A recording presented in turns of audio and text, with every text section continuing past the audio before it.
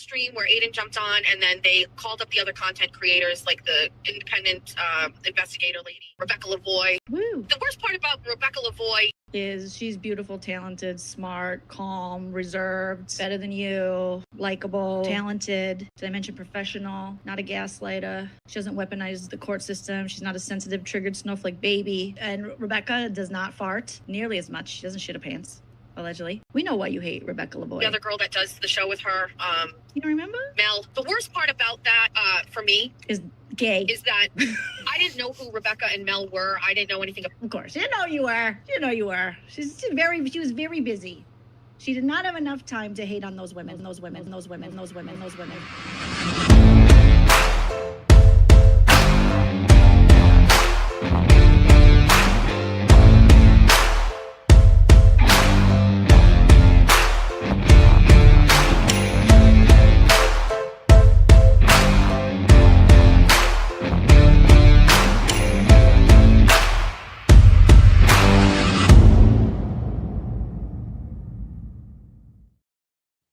Good morning, everybody. I am Mel Barrett. I am the other one of those women, Rebecca Lavoie. Those women.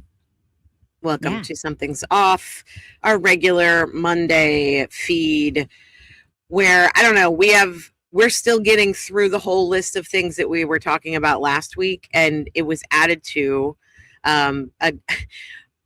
filing. Some papers dropped yesterday on a Sunday. That's how crazy this case is, that law clerks and everybody, they were working yesterday to get a filing done. It's crazy. We're going to talk about all of that. They didn't do it well. No, they did not do it well. And we're going to talk about it today. Push my mic back a little. I literally just entered that. Someone just said in the comment, Mel, turn down your mic. It's a little hot. It's really? Out. Yeah. Yeah. Mel, your mic sounds crazy. I was trying to be subtle. I texted her about it. For fuck's sakes. You're ruining. Now it's too low. I just start. It's still loud. Now it's low. Oh, Jesus Christ. Happy medium, girl. Too low. Okay? Come on. Is that okay? Better? Let's talk more. I had it too hot. It's literally like I just have to touch it. Yeah. Is that okay? Yeah. It's a little low, but put it on your automatic volume match thing. I have it. Okay. All right, that's good. Let's go with this then. Yeah. Okay. Go. It was neither one of us slept last night. I drank a Red Bull for breakfast, which is not a part of my routine. So I might be a little jittery, I might be a little bit it's not the mic. Is that what you're saying? It wasn't the mic. It was you. It was me. Before we start anything, we've had a ton of new members, which I absolutely appreciate. I'm so happy you guys are here. I want to say thank you to a few members before we get started. I want to say thank you to Dema Berlin and Christina Rasmussen, DCJ Peppers. Ooh. Jean Fredrickson, Terry Johnson, Psych PA. Did I get everybody? Or are there more? Yes, there's more. Well, yes, Heather G3. Hold on. Heather G3. Why is that not showing? Bridget Pike. Weird. Oh, you're different. Okay, go ahead. Content, not context, not foolery. Congratulations on your great name. Meg New 9301 and Make Mine in Mini and Hey, it's Brittany P. Did you already get Hey, it's Brittany P? Hey, it's Brittany P. You guys are amazing. And speaking of memberships, we do our doubles on Monday. So we do our regular like true crimey. Let's talk about what's going on currently, mostly right now with like the Haas defendants, Karen Reed, Aiden Carney, all that stuff. And at 5 p.m. on Mondays, we do our cross roast. Now, tonight, we're not going to be necessarily roasting anybody, although we might be. Who knows? You never know. But we're doing a new thing for us. We're doing cross roast Colin, which means if you are a member, you will be able to jump into the studio and come on with us until we decide that you're acting too crazy. That's right. We'll be dropping a link in the chat when we start. So after we go private, so you'll be able to just come in and go backstage. We'll pick randomly who we're going to talk to.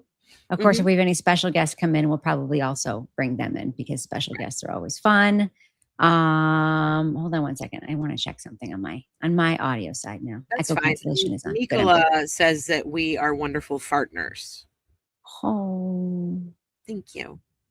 Oh, you are. My can I just show off a couple things? Speaking of those women, absolutely. Let's. Of course, our merch store is looking so gay right now. Yes, but it's amazing. Like you're doing. I just want to say, everybody, I did the first round of merch stuff because Rebecca was swamped with the day job and Netflix and all that stuff. And so mine are like just, regular old fonts with some graphics.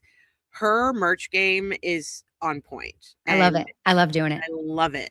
So if you have a few ideas for merch slogans, let me know. I will add them. Of course, those women is also available in this cute wine tumbler. Ooh. And you ready for this one? This was at your request. Yay. Have a coffee mug too, right? Gay summer. We got a big coffee mug. And actually, does that one have the regular? That one's the big coffee mug. Have a gay summer. And of course, the Have a Gay Summer tumbler. I love it. Of course, a new iteration of our Whack Job logo, Norfolk County Whack Job. All this stuff is available in lots of different colors. So, yeah. It's not just black and white like the way I make it. Yeah, Nicola, gay summer. You don't got a problem with that, do you, Nicola? Don't be homophobic. Quite gay in our merch store. Christina's super excited because we're talking about Sully today. I too am excited. There's not a lot to the story, but the story is huge. So it's getting more interesting the more he tweets. Yeah. Yes. And everyone's asking him for interviews. I saw Aiden asked him. I asked him. Yeah. Hopefully he's a real person. And just for the record, I reached out to Lindsay Gaetani. I haven't heard anything back. I reached out. I don't have like her contact information, like her phone number or anything. But I did reach out via Twitter. So I don't know. Maybe we might have Lindsay on. I hope she says yes. Oh my goodness. I am sleepy today. It'll be fine. Good morning. Let's go, lesbians. Yeah. Sound effect. I have it. Lesbians and everyone else. Let's go, lesbians. Let's go. Thanks, Clem. We're so glad you're here. We love you, Clem. You're hot. You're hot, Clem. Mm-hmm. Oh, this is lovely. Jennifer has been a member for 1 month and she loves us bitches. You sit on a throne of lies. I don't believe it. Don't believe it. I love your sound effect game. I don't know, you just might type. Wait, does my mic still sound crazy? It sounds okay to me, but if it sounds crazy to other people, can you just check and do some real-time stuff? Folks might be watching back in the stream and that's why they may be commenting on. Can you just say if Miles' mic sounds okay now? Or if it's too... Everyone tell me if my mic is too low or too hot. Yeah, it says coming in hot at 8:36. Maybe you should... It sounds quiet now. That's what I think. I hear it as quiet too. Ah, jeez. This is insane. I need a sound mixer. That's better. That's better. Jody Williams, thanks for the tip. You should get one of those Scarletts. You'd be good with that. What's that? That's a little it's a little interface. I have an interface. Oh, well then you should be fine. Are you doing your volume on your interface? Is that where you're touching it? Yeah. Okay, then you're fine. Okay. I'm fine. Becky says I'm fine. I think it's fine. Oh, sorry. Wait, what does this say? Oh, stop clicking on it. I'm clicking on it. I haven't clicked on literally on anything. Oh. I'm looking at my hands. You complimented Mel's hair yet? Non-conversational asks. No. My hair is a little crazy. It's humid here. It is. I like it. I'll be honest. I like it curly, but I really like it when it's just straight and sticks straight up, like that villain kid from The Incredibles. I knew you were gonna say that. I am not that kid. I love The Incredibles. The Incredibles is in my top 10 movies. I love The Incredibles. Same. I love The Incredibles. Also love Monsters Inc. When that movie came out, that was such. It was so political and. I just loved it. But I tried to do the big what is it called? Bouffant? Yeah, I tried to do the big bouffant this morning, but it is far too humid here in the DMV for me to do that. So Melissa said she wants that hoodie. Well, girl, go get you some. Do you want to drop the link to our merch Sure. store? Sure. Just give me a sec. I'll do that. I'll do that right now. I'll drop that link. By the way, can you hear my fan in the background? It's going to be really hot here today, so I just start the fan early. I got a fan in the front and I got a fan in the back. That sounds awful. And I don't think you said you couldn't hear it. So no, I can't hear it at all. I was going to put on the Sorry. AC, but I'm going to need the AC later this week when we do this because the AC is fuck with the merch store situation. Hold on. D Cool says, sorry to ask an insane question. Who were the two people in the beginning clip? Do you want to tell? That was Judge Jolene, who is a comedian in LA who's doing, she roasts people on from reality TV. She roasts other podcasters, and she's been doing an extended series about fellow person in our space, Jess Machado. And she's on like her 6th episode about it or something. And Jess is continuing to unravel. I mean, I think that it would be less funny if Jess didn't care and would just like be nicer. Jolene would 100% move on, but like it's getting worse. She's giving her content. Yeah. She's giving her so much content. Anyway, so Jolene is, despite whatever you think about the content of what she's saying, she is so funny. She's so funny. And she was reacting to Jess talking about us momentarily. And she gave me the greatest clip of my entire professional life. I mean, I will never be given that many compliments in a 30-second period again in my whole life. So I appreciate it. I did have to cut out all the pauses. It was a lot longer. I like tried to make it as fast as I possibly could. You made it tight. So, thanks. Yeah, it was a little tight. Disney Mom, thanks for the $2, said, which one of you is the man in the relationship? I forgot. Oh, it's me. I'm the man. Obviously. Oh, okay. You're okay with that? I think that's like a little heteronormative, assuming there has to be a man in every relationship. You know, I mean, it's obviously me. I'm the chapstick lesbian. So cool. Hey, but you know what? You're a homophobe, but I'll take your $2. Thank you, buddy. And I'm going to ban you. Okay, bye. Thanks for the $2. Do you know if that was really a homophobe or just somebody pretending to be a homophobe? You may have accidentally banned somebody benevolent. Well, they will have to message me. Okay. Oh, by the way, I figured out how to co-stream this morning when I was setting stuff. Yeah, you do it on StreamYard. When you hit share the studio, there's a little toggle that toggles on, says allow this person to share on their stream. Did you like my videos? I sent Rebecca over the weekend how to set up the StreamYard. I haven't watched them yet because I've needed to do it yet. I'm going to watch it when I need to do it. Okay. Do you understand how that works? Okay. If I watch it now, I'll forget it. Snark Tank said that my Snark Tank Cupcake, hey Cupcake, has said that my mic has been fine since jump. So good. It wasn't fine. You'll go back and you'll watch the video and you'll be like, whoa. Well, I did notice that I need to adjust the on the intro video. I need to adjust the volume on our intro music. It's like big. It's really big. It's like we're rocking out over here. Yeah, everyone hit the like and subscribe. How many views? Okay. Jess Machado says that views are the most important thing. So if that's the case, they're not. Okay. Well, subscribers are important because you're guaranteed a longer tail of views, sort of like in public radio. Sustaining members are important because then you're allowed a longer tail of income. And so when you're just getting a lot of views, very often those are like hate views or like spike views, and those will fade away once you become less, you're not in the public discourse anymore. Mm-hmm. That being said, You're in My Channel has been around for 8 months, I think. And we are a hair under 1 million views. We're going to hit it in the next week or two. It's very exciting for us. That is insane. You know, I've said this before. I said this a long time ago when we started this, because I was like, "Ugh, YouTube is so hard." I have had not so many. I've had like 4 or 5 YouTube channels because I've always been in content, you know, and I started as soon as YouTube came out. I think it was like 2006, 7, somewhere around there. I started a YouTube channel because I was in media at the time, and I would try to build my channel. I have probably tried to build, I would say I've tried to build 4 at least channels. And I have channels that are just sitting there that have been parked for like 10 to 15 years that have about 200 subscribers. And so I have a podcast like that. Yeah. So to me, the idea that we've built, we have over 10,000 subscribers. We have almost 2 now. We have more than 1,000 members. We have more than 1,000 members, but the views, not that it's like, I don't know, over 1 million views in 8 months. Feels good.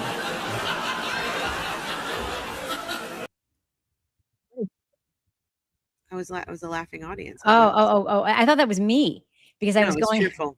I was going to put something in the comments, and I was like, "Did I do that? Did I just do that? Like, what did I just do? Did I do that?" Rebecca is married to a man. Just to be clear, yeah, she's not a scissor sister with me. We don't do any of this. And there's no temptation at all for either one of us. That's so weird. Because just like straight people, gay people can have platonic friends. I know it's hard to imagine. They're not all trying to turn you all the time. M Super Dork said, I kind of feel like we need some Precious Boy merch. That is such a good call, M. Yeah, we absolutely need some Precious Boy merch. Okay. So let's see. Did we get through everything? New merch. We hit 1 million. And you already explained how the Colin's going to work tonight. Yeah, we're going to drop a link. Where's my Precious Boy sound effect? Did it get deleted? I didn't delete it. Must have been Kevin. Oh, there it is. He's a precious boy. He is. My coworkers make fun of me for that all the time. So Precious Boy merch. Hold on one second. I need to find where did the dumb tweet of the week go? It's so good. Who did it? Ben put it out for us. I need to go find it. Oh, Ben has submitted a few dumb tweets of the week. He has any other t-shirt ideas? Put them in the comments and I will get your leash on. Get your leash on. Kala. There's one dumb tweet of the week. Let me see if I can find it really We are quick. about to talk about Sully non-conversational. Just give us a minute. We gotta get through our formatics first. This is what we do, you guys. Come on now. Ben Burnett loves to go and find dumb tweets of the week for us. And he found a doozy this week. God, I gotta find it. Oh, here it is. Thanks, Amanda. F1Q7K. See you tonight at our Colin. Rebecca, you haven't seen this dumb tweet of the week yet, and I can't wait to show it to you. Okay, can't wait. Are you ready? Here's Dumb. Do we have a sound effect for dumb tweet of the week? We're gonna need to start using You ready? Can you put it up after the end of this drum roll? Yep.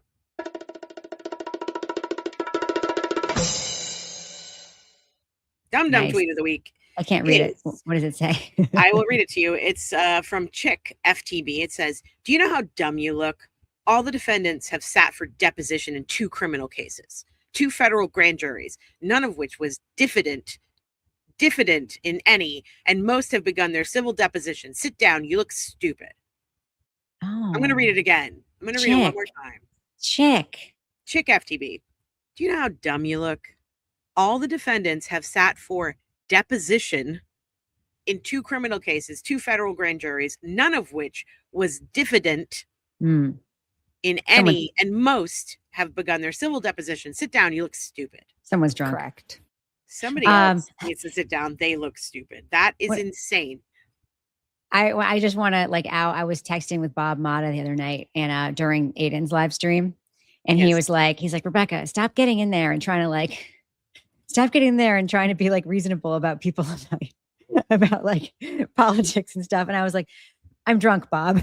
100% true. Plevin, who put out a new novel. Oh my God.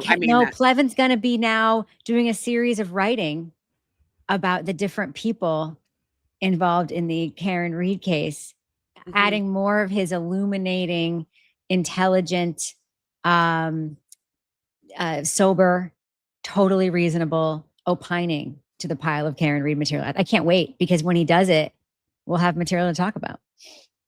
Man, you know what's really weird? We're getting that thing that's happening to other creators where people pay $2 so that they can say something shitty. Let's read them. Okay, I got it, but it's not this one's not about us, and I don't know why they put this in here, but What this does it is Casey Duck something. $2. Mel Little is weak / thin-skinned, not good for girls. No, she's not. No, she's not. Yes, she is. Are you a Russian bot? No, Mel just sometimes is just like fuck you, and we'll be like fuck you out loud. But for the most part, she's not like that. Thanks not for the good $2. for girls. She's Goodbye. great for girls. Goodbye. We'll take your hate money. We'll take your hate money. Let's see. The Queen of All is losing subs quickly. I don't know what that means. I don't know why people are talking about Melanie Little in our chat. She's fucking amazing. Yeah. I don't understand it. Yeah. I don't even know where that came from. We didn't even invoke her name this morning. Isn't that weird? Should we invoke her name? Yeah, we just did it. But I'm just saying, like, it's Melanie Little. That was good, Rebecca. Thank you very much. Amanda, thanks for becoming a new member. Oh my God. You're hot. People are going after Melanie Little in our comments, and I don't understand it. Real Sarah Gannam, thanks for the $2, I guess. You girls rule, I guess. Mel Little is so weak, she blocked Okay, me. don't block Real Sarah because she just positively reinforced us for not blocking. So don't block her. But she's not weak. Melanie Little has Melanie Little has a gajillion subscribers and a gajillion members. Melanie Little is making bank, being smart and being herself. And whether or not you like the herself or not, I mean, I'm sure she's got some opinions that I disagree with personally or whatever, but she's very, very good at what she does. And people who are good at what they do, there's no way you can't acknowledge that. So I'm just like sitting here looking at I'm like, what is are there more happening? I'm looking. No, there were 3 that were just dumb. Why are people dumb? These are our dumb super chats of the morning, I guess. I like it. Let's see. Oh, someone says my sound is an ear massage. Thank you, non-conversational. Oh, that's so sweet. They've been non-conversational. Are you flirting with me? Non-conversational is trying to turn you back. Non-conversational is like, you got good hair, Mel. Oh, and by the way, your voice, it's like butter. Show us your boobs, Mel. Show us your boobs. Not gonna happen. Oh, see, and they're like worried they're gonna be in timeout. I'm not gonna put you in timeout for complimenting me. I love it. Bring it on. Mm-hmm. Okay, I think that's all that we. Yeah. Okay. So there's a risk. Can I say one thing? I'm sorry. Can we just stop bashing Melanie Little in our chat? I have no idea why you're here bashing her. We only say nice things about Melanie Little, and we love her. So I don't come here to bash Melanie Little. That's all I'm saying. Please. This ain't the place. It's not the place. You're in the wrong place if you're here to bash Melanie. You're in the wrong place to bash. It's okay Melanie to have Little. your opinion. If you don't like her content, fine. But we're not here to talk about that. Like, we like her content. We think she's good at what she does. If you're gonna troll and you want to give us $2, have at it. I'll read your tweet. I don't give a fuck. But I mean your comment. But like, go spend your money somewhere else. Maybe go like to therapy. I don't know. Put your $2 toward therapy. That might be good. Okay. Go buy yourself a lollipop with that $2. Go eat a gummy. Okay. Go eat a gummy. Go buy a gummy. Go buy a single gummy. All right. Anyway. Can we talk about briefly to the super fucked up motion that was filed yesterday? Like, we can, but we got to get to Sully. I know we're going to do this right before Sully. Okay. I just want people to see, because you're going to see a lot of chatter about this today. And I want to explain why you are getting chatter about this today. Hold on one second. I guess I closed my thing. So I'll just put this up. Wait. Yeah. I'll just do it here. So this motion, I actually have a highlighted version, but this motion was filed in the Karen Reed versus People case. So this is Karen Reed suing Michael Proctor, Buchanan, and Tully in their personal capacities, and then the Albert McCabe's in federal court. Now it's in federal court because the defendants in this case, the McCabe's, Michael Proctor, the Alberts, and Buchanan and Tully, asked to have it moved to federal court because they wanted their privacy, because you can't go to hearings in federal court because it would be a different venue, yada, yada, yada. She filed this lawsuit. They filed their opposition, asked their motion for dismissal, which was basically anti-SLAPP, which is like the federal nuisance lawsuit thing that you can get a lawsuit dismissed when somebody is just being like a dick to you. Okay. So This was this lawsuit. So this is their response. So she then filed an amended complaint. We talked about this briefly last week. It's because she alluded to a federal grand jury testimony by exhibit by Nicole Albert. And they said, we don't have access to that. And so she swapped out the exhibit with one from the trial. Now, this complaint is ostensibly exists to say, God, not good enough. And this stuff is in there. This is not good enough. This exhibit doesn't even work. She did the wrong. She's like really bad at this, blah, blah, blah, blah, blah. You must dismiss. But there's something really freaking weird in it. Actually, I'm going to bring up my highlighted version because it's better. It's something really, really weird in it. And you're going to be seeing a lot of people talking about this. So share screen. Can you take your thing off the screen for me? Oh, sorry. It's okay. My bad. Sorry. While you're pulling that up, we had a couple of comments that I wanted to address. First of all, I just want to say this. Good morning from Canada, Mama of a Medic says. And I just want to congratulate y'all. That was a spectacular win this weekend. Canada is in the knockout round of the World Cup. And they scored, it was 0-0. And they were in overtime, basically. They were in extra time. Canada scored a goal in extra time to move on. Incredible. Time they've ever moved into the knockout round of a World Cup.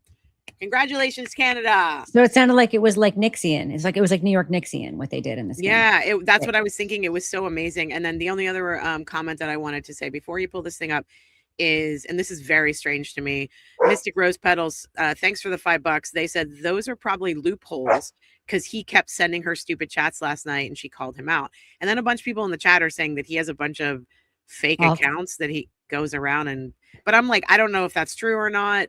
That's weird. If it is true, what are you doing? I'm just going to say it. This is not a loophole propaganda channel. If there's something about him other people see, I know he's incredibly popular on YouTube. I'm not interested in getting any kind of beef with Loophole.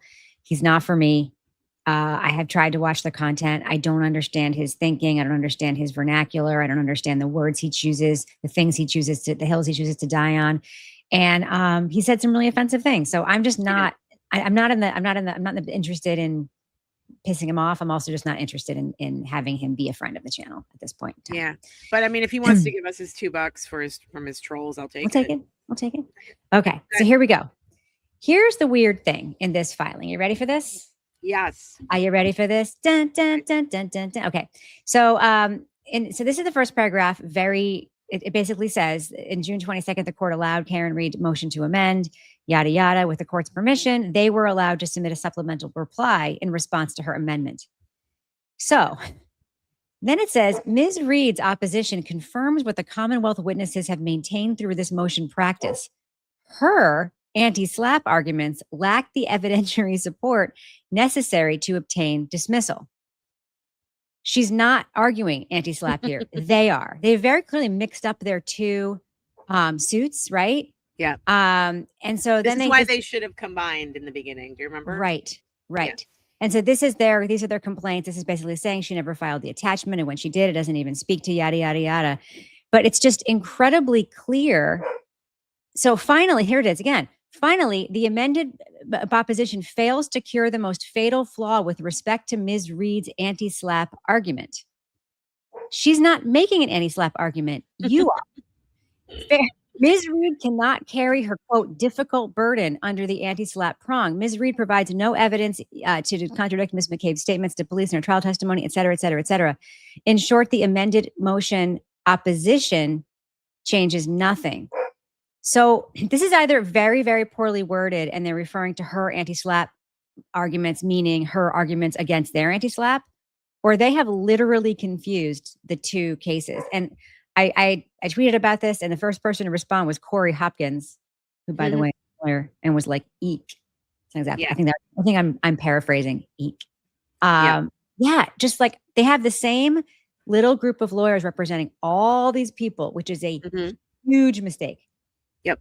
Huge mistake. It is even, I know they want to show solidarity. I know they want to save money, but the idea that the same lawyer would be representing Jen McCabe as Brian Higgins, it's a huge mistake, because what if she ends up looking more culpable, or he does at some point during the suit because of some evidence that comes out? Then they might have conflicting interests. it might be like, if that happens, let's just say something comes out that's really damning to Brian Higgins, that the Alberts could conceivably say, we didn't know that. Holy shit. Right. Yeah. And they decide they want to throw him under the bus a little. They're represented by the same lawyer. Yes. Huge mistake. Huge mistake. Okay. Yep. Moving on. I just wanted to point out. Hold on. Question about, just for the audience, for those of you who weren't here for an episode we did probably like 10 plus episodes ago. Can you give a cliff notes of what anti-slap is? Sure. Anti-slap is a statute that basically allows you to, it's when a court slaps down, and that's not what the slap is. Slap actually has a meaning. It's when a court ends a lawsuit because they have determined that the suer is doing it basically to be a pain in the ass, either to drain the either to drain the defendant of money, or to drain them of resources, or to stall something just for the sake of stalling it. So the court can say, no, this case is dismissed because it's basically either nuisance or you're just trying to harm the defendant with the suit. You're not harming the defendant by what you're asking in the suit. You're harming them with the actual suit. So that's in a nutshell what it is. It's more complicated, but that's essentially what it is. It's basically saying, like, McDonald's can't sue the hot coffee lady for reputational harm. Right. It's like, that is a deep cut, Rebecca. That is some vintage. And by the way, that lady deserved every fucking penny. If you know the actual facts of that case, that's one of the, that case is a great example of the media narrative changing our perception of something. Remember how silly it was presented on the news? Woman sues for ordering hot coffee, and then that hot that coffee was not hot. It was boiling. Yeah. And that lid was not on, like, at all. Probably because the person who tried to put it on, it was too hot for them to do it. So anyway, yeah. Strategic lawsuit against public participation. Yes, that is what it stands for. But that was a big lawsuit when it happened too. It was just huge. Yeah. Yeah. She got severely burned. She was like disfigured. Yep. A couple of comments that I just wanted to address. Horseface. Jay McCabe said, "Hi ladies, I just found you. Welcome. We're glad you're here. Unless don't be mean." Jen McCabe, that's rough. I know. Try not to be mean. I didn't say it. I didn't say it either. That's just the name. I think people do call her that, which is sad to me. But and then this, I wanted to address this. Smashy said, "I have to be honest, I'm very confused by all the cases. There are 4 cases, 4 of them. Would you like to name them? And I'll put one finger down at a time. I will name them. So there is John O'Keefe's family is suing Karen Reed in civil court. That is the wrongful death suit. And the restaurants. That is a state civil case. The second one is that the Haas defendants are suing Aiden and Karen for defamation. Good. And that one is still state. Yeah, that one's state. There's only one in federal. And then the federal case is Karen suing the House defendants, and that includes Michael Proctor, Brian Tully, and Yuri Buchanan for what is she suing them for? It's a civil rights claims, general civil rights claims. All that stuff. It's basically shitty investigation, and you put me through 2 murder trials that I spent well over $1 million to fight and was luckily acquitted. So that's case 3, and then case 4 is the anti-slap. No. And that that was the case we just read the motion in, that third one. 4 is she's suing the cops. She's suing the cops, right? And the town of Canton and the Massachusetts State Police. Correct. And then the interesting thing is when we first started this, the first case was the wrongful death case brought by Paul O'Keefe and against Karen Reed. And in that first hearing that we saw, Damon Seligson got up and he said, "Judge, we think that these should be combined. We're about to sue the town of Canton, the Massachusetts State Police, and all of the House defendants. We should just put this all together. It has all the crossover discovery. It has, blah, blah, blah." And the judge said no. And I think he was wrong in that decision, because now we're seeing what's happening. So the House defendants are getting confused. Everyone is confused because these are 4 separate cases, but they all have the same players and they all have the same information. And that includes Michael Proctor and his text messages. That includes Miles King. It's getting confusing because some of the discovery is coming from Norfolk County, but it's also coming from a phone extraction that the district attorney has of Michael Proctor's phone dating back to 2013. So let's add one more case onto the mix. Those are the 4 cases. Aidan Carney is also being criminally charged for witness intimidation, which also includes most of the discovery from all of these other cases. So Michael Proctor's extraction, that just like sprinkle that in on top of all 5 of those cases. With Karen Reed specifically, there are 4 cases. Actually, no, that's not true. There are 5 cases because she's also included on the defamation case with Aidan. That's 4. Oh, was that 4? Okay. Yeah. This is the only one that I believe should be separate. I think for sure her suing the cops should be separate. That's a completely different area of proof, completely different.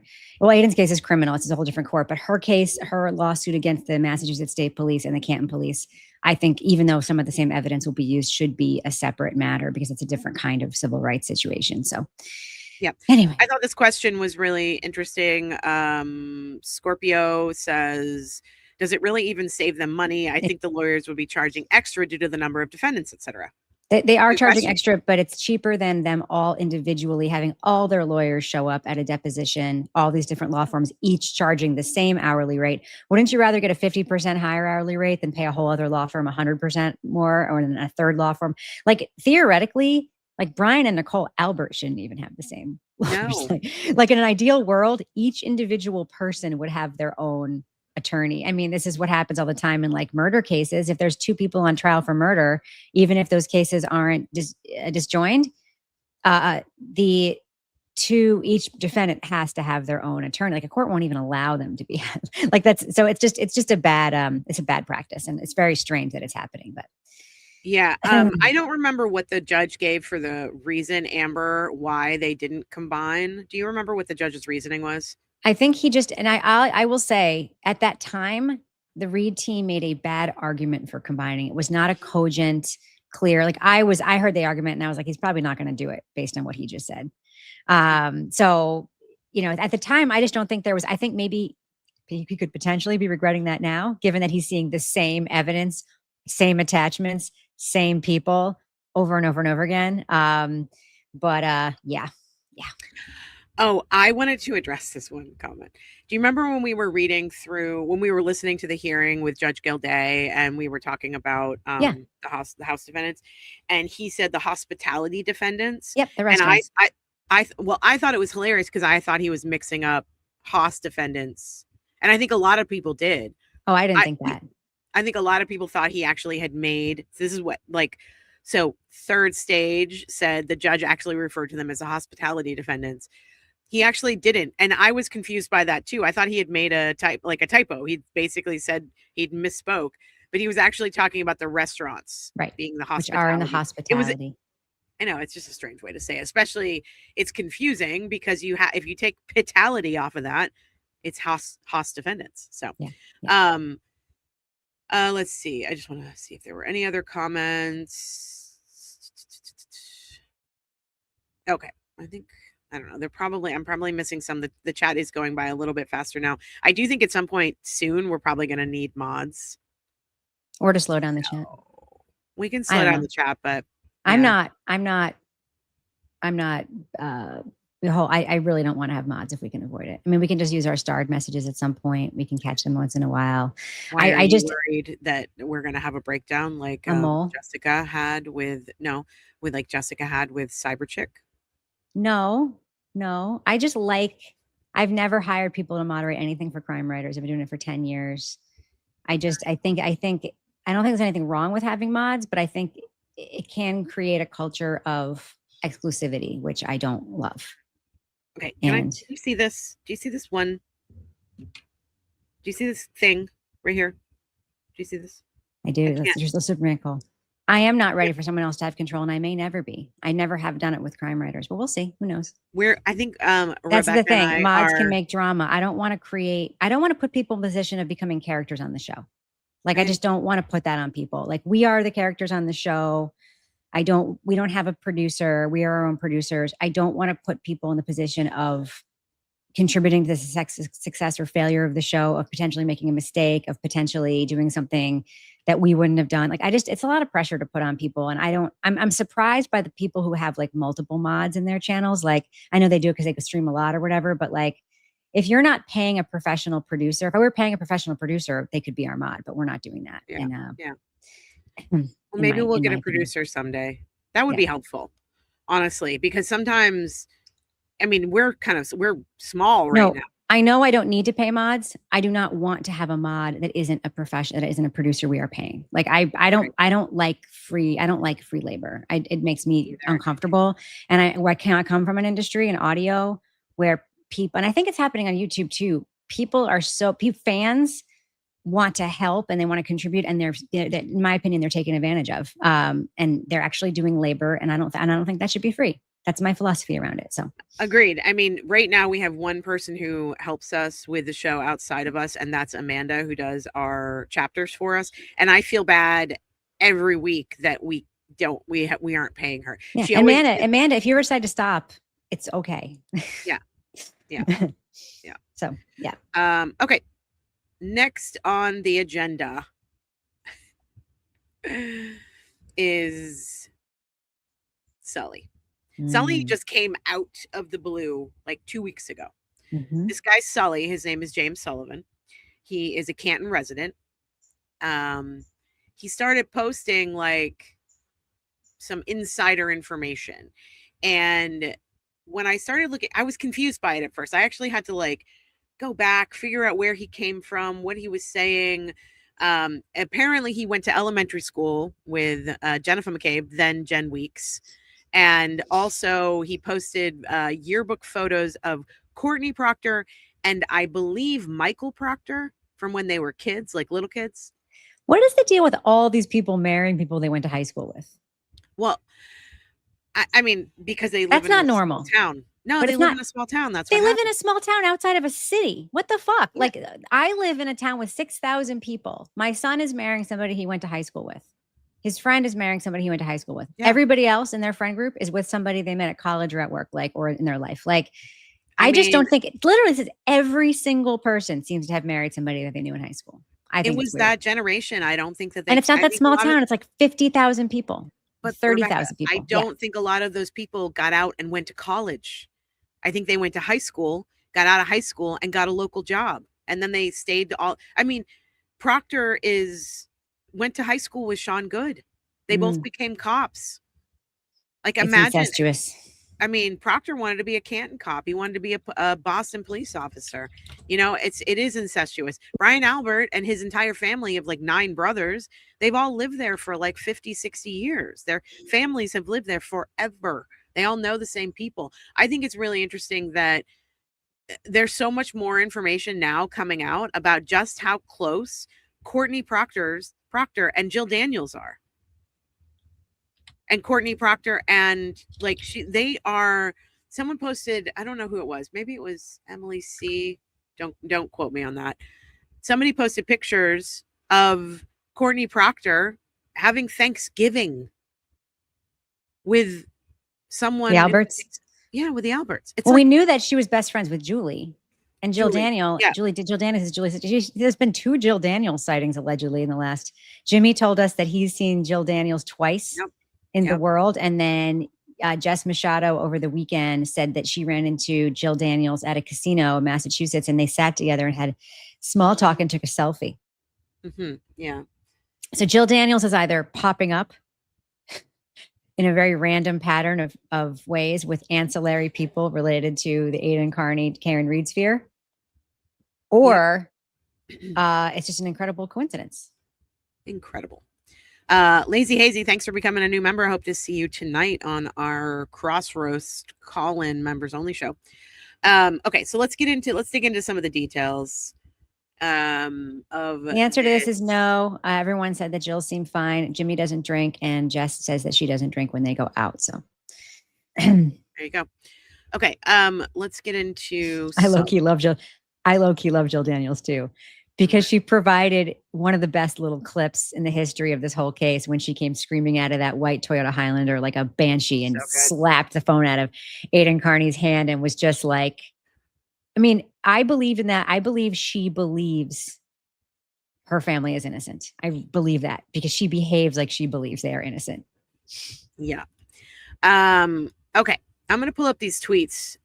So Sully kind of came out of the blue, but he's not a new name.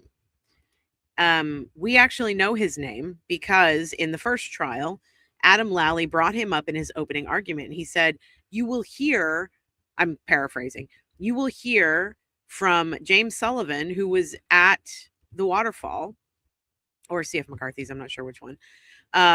He says in these tweets, you'll be able to find it. Yeah, he was at the bar with Karen Reed and John O'Keefe that night. He might have been one of the last, I'm again paraphrasing, he might have been one of the last people to see John O'Keefe alive. You're going to hear from him. Well, I don't know if you remember trial 1, and if you didn't watch trial 1, I'm here to tell you, we never heard from James Sullivan. We never heard his name again. I never saw his name again or heard his name again until he started tweeting back on June 20th. This was one of the tweets that he put out, and I know it's kind of small on the screen, so I'm going to read it to you. And keep in mind, I think James Sullivan is of a certain age, so the way he tweets is as if he were your dad on the internet. So here we go. Actually, I like that about him. I do too. I like that about him. A couple of things I don't like about him, which I would like to bring up, is he does seem incredibly racist, like many people in Canton are. And he also seems like one of those people who might call Elizabeth Warren Pocahontas. 100%. It seems that way. I'm not saying he does. I'm saying I got the same impression. Might. Okay, she is their senator, by the way. And so yes. It would be, she would come up in conversation. Absolutely. Okay. So Sully starts off by saying June 2022 at D&E Pizza. So Chris Albert's establishment. Chris Albert, this is, Sully is tweeting in dialogues here. So Chris Albert, I didn't know you were at the bar that night. Me, you were there? I didn't see you there. How did you know I was there? Chris, your witness statement. Me, that's public? Chris, yeah, it's online. Anyone can see it. Nope. Sorry, I'm not saying nope to you. I'm saying nope to Chris. No. This is, okay, first of all, Sully's witness statement was not online. It was nowhere to be found. That's why it's an open investigation. Of course. None of us knew who he was. So the idea that Chris had seen his witness statement raises some red flags. And then Sully goes on to say, Michael Proctor was discussing my witness statement with Chris Albert in June 2022. I don't know if that's true or not. I don't know if Sully knows if that's true or not, or if he's just positing, but that's what he's saying. Michael Proctor was discussing my witness statement with Chris Albert in June 2022. You'll come to find out why soon. Spoiler alert, it was not public information. He goes on to say, now this is the one that was confusing to me, but oh my God, the audacity. This next one, Sully says, and this was tweeted on June 20th as well, August 4th, 2023. And I don't know if you can see the video here, but it's MSP. Oh yeah, there it is. Yeah, there it is. MSP is, they are escorting another vehicle. August 4th, 2023. Canton is receiving a police escort to Connecticut for LLWS. I don't know what that is. Sergeant Good is in one of the cruisers. Lieutenant Edward Lehane is in the other one. Down a little so we can see it. What? See what? The video's cut off on the screen. There you go. Scroll down a little. Sorry. Scroll down a little. There you go. Okay, I'm going to read this again.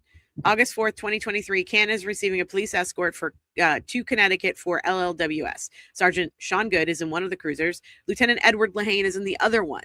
Me. You guys are great for doing this. Good. You know what else we're good at or great at? Me. What's that? Good. Covering up murders. Me. I'm not saying you guys had anything to do with it, but you have to admit it's fucked up. 3 nights later, while waiting for the first game to start, I get a text. It's a picture of me and Karen from CF McCarthy's. Hey, Rebecca, can you pull up that picture? Yeah. Do you know which one I'm talking about? I do. It's a picture of me and Karen from CF McCarthy's. It reads, quote, "This man's name is James Sullivan. He is a known philanderer with 5 children. He just got through a messy divorce and was seen hitting on Karen Reed the weekend before at a baseball game," end quote. I got it. All right, I'm going to let you put that. By the way, I just want to address a comment in the chat. I'm not here to do, and I'm not interested. Elizabeth Warren is not my senator, although the United States Senate is mine. I'm not interested in debate the merits of whether or not she should be senator or her politics. Calling somebody Pocahontas is fucking racist. Okay. All right. So this is the picture, and that's allegedly Sully trying to pick up Karen with his arms crossed like this. Clearly, his body language is all about. And he's talking to John. And he's talking to John. Yeah. So he posted that. And so basically and then the story goes on. So let me pull up my notes really quick. So when Lally in the opening statement said, "You're going to hear from James Sullivan," and then we didn't. There's a reason why we didn't. And this is what Sully has to say. On June 26th, he tweeted, I don't need to put it up on the screen. In Adam Lally's opening statement, he proclaims, quote, "There are some other people that are located within the bar, including a Mr. James Sullivan, who you will hear from, who is present at the bar as well." Nice job. Nice job, Lally. And that's end quote. Weird, since I have never... You didn't do that in a Lally voice. You should have done that in a Lally voice. Oh, I'm so sorry. Rip a little butt. Hold on. Let me just... Okay. There are some people that are located within the bar, including a Mr. James Sullivan, who you will hear from, who is present at the bar as well. Good. Nice. That better? Thank you. Good. End quote. Weird, Sully says, since I haven't spoken with Adam Lally ever. They didn't even contact me to schedule a meeting until after he made opening statement on April 29th. We met the next day, April 30th. So Adam Lally invoked James Sullivan's name in his opening statement, said, "You're going to hear from this guy." James Sullivan hadn't even heard from Adam Lally at that point. He had no idea. He heard his name in the opening statement, and he didn't hear from Adam Lally until the next day. And then Sully goes on to say, Adam Lally mailed me a summons on March 27th, 2024 via regular mail to appear at the courthouse April 16th, 2024, day 1 of jury selection. Adam, I showed up and provided my contact info. They could have spoken to me before the trial started, yet they waited until day 2. Why? And here's the problem. Let me pull up his Twitter. The problem and the reason why we never heard from him is because he made a statement to the police. And in the statement, he told them that he was at the bar that night. Everything seemed fine. Karen Reed and John were very happy together. There didn't seem to be any problems, blah, blah, blah, blah. And then in the witness statement, it says Karen Reed, and I'm paraphrasing here, Karen Reed was basically drunk off her ass, right? So this is what Sully has to say about it. April 30th, 2024. I'm going to pull this one up, actually. Is everybody following along? Am I being weird? No, they're not following along. They're still arguing about Elizabeth Warren. Stop it. I put it in the... Stay focused, people. Stay focused. Jesus Christ, you guys. Come on. Okay. April 30th, 2024, 3 p.m., trial 1, day 2, Norfolk County DA's office, prep with Lally. Present, ADA Adam Lally, Trooper Brian Tully, ADA Laura McLaughlin, and myself. Fact, I verbally denied making that statement in the presence of all 3. I was then, quote unquote, reminded I was sequestered and went on my way. They never called me to testify, and they never turned that info over to the defense, and then they went on to persecute her twice. I can confirm that Lally took notes. So now we should be clear, because some people might be asking, how come we've never heard from this guy before? He only got all this material in October of 2025. Right. He did alert the defense at one point, which we'll see that he believed the statement wasn't accurate, what Proctor wrote versus what he said. But he never came up. The defense obviously tried to stick to Karen was never hit by a car thing in the second trial, and she was acquitted. So I believe there are reasons why he hasn't come forward till now. But if this is all true, this isn't, I mean, he has a documentation, so I believe it's true, but it is damning. Well, unfortunately, it's his word against theirs. That's the bad, because you know why? Because for some reason, Michael Proctor, Yuri Buchanan, Brian Tully, all of the other officers who took statements and did interviews with all these people, they never recorded it. They only recorded Lucky Lockrit and like Karen Reed and sometimes Aiden Carney. They didn't record any of these other witness statements. Excuse me. And if they'd been wearing body-worn camera, which we're going to get into in a little bit because I have some clips of Helena Rafferty that I want to talk about. If they had been wearing body-worn camera, or they'd put recording devices, in their interviews, Helena Rafferty says they didn't use recording devices if the interviews didn't take place at the police station. So this is what the statement is. This is what the statement says. This is what the witness statement is. This is from Trooper Michael Proctor. I'm just going to read the bullet point 2 because that's the actual statement.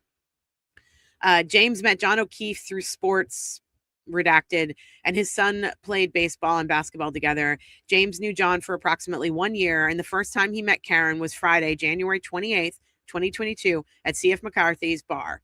James stated he arrived at C.F. McCarthy's at approximately 8:30 p.m. and left around 10:30 p.m. James was there with a couple of his friends, Tim O'Brien and Mike Welch. James stated while at C.F. McCarthy's, he encountered Mike Camerano and Kurt Roberts. While engaged in conversation with John and Karen, James stated the two looked happy and Karen appeared to be in a good mood. James described Karen as being quote unquote toasted, and she was consuming mixed drinks. James did not observe any injuries to John while at C.F. McCarthy's, yada, yada. So what James is saying is he never said that. He never said Karen was toasted. And when... By the way, that's a New England term for drunk. Yes. I'm sure it's used in other parts of the country too, but I never heard it before I moved up here. And I have a tickle in my throat. That's okay. And it also is the slogan for Lucky Strikes that Don Draper invents in Mad Men. They're toasted. Oh, she's coughing. She's cuffing. Oh, I lost my voice. Sorry. The reason why this is relevant is because when Lally was aware of this, because when he was doing his prep, this is what James Sullivan says. When he was doing his prep, and Lally was like, so basically you're going to testify that she was toasted. And he's like, no, I'm not. I didn't say that. And he's like, well, it's in your witness statement. He's like, I never said that. I didn't say it. So that's why Lally didn't call him, because he knew that they would have some issues. Because he wrote him an email. Yeah. Yeah. And this is the email that he sent in October. James Sullivan sent this to Alan Jackson. He probably should have blocked out his email address, but this was in October of 2025. He tweeted it out. No, I know. I'm just like, should have probably blocked it, buddy. But he doesn't care. He's like, come at me. I will tell the truth. He's like a Barrows. He's like the new Barrows. Less cute though. Sorry, no offense to Sully, but Barrows is fine. So in October of 2025, this is what? Several months after the verdict, the final verdict. Yeah, which was in June of 2025. Says, Dear Mr. Alan Jackson, I hope this email finds you well. I've never had the pleasure to speak with you personally, but I did speak with the likes of Trooper Proctor, Trooper Pekenik, AGA Lally, etc. Please let Karen know I'm so sorry for what has happened to her. I also want justice for John. He was friends with John. Like, this guy does want justice for John. MSP Proctor Buchanan interviewed me at my office in May 2022. Not sure exact date. It wasn't very long, 30 minutes. And I knew very little about the case at the time, but I described John and Karen that night as happy and Karen as nice and witty. I told them I had just met her that night, so didn't really know much about her. They asked if I bought drinks. They said they had receipts, blah, blah, blah. They asked if Karen looked intoxicated, and I told them she looked fine to me. I never received a copy of my witness statement, but I didn't pursue it at the time because I can't. He's referring to his police report. So he gave an interview he didn't write a witness statement. He gave an interview to Proctor in which he said things to Proctor that Proctor wrote down. And his assumption was that report would accurately reflect what he said. Yeah. So that's what he wanted a copy of. He wanted a copy of the report that had his witness statement in it. So those who were playing semantics in the chat, I see you. I thought that people sort of would understand this, but if you don't think they will, I will say that. It's what Proctor wrote down. That's the problem. Yes. And this apparently happened a lot. I mean, Jen McCabe can testify to that. She says that he, misquoted her in her statements as well. And then Corey Hopkins sends a records request to the Massachusetts Public Records.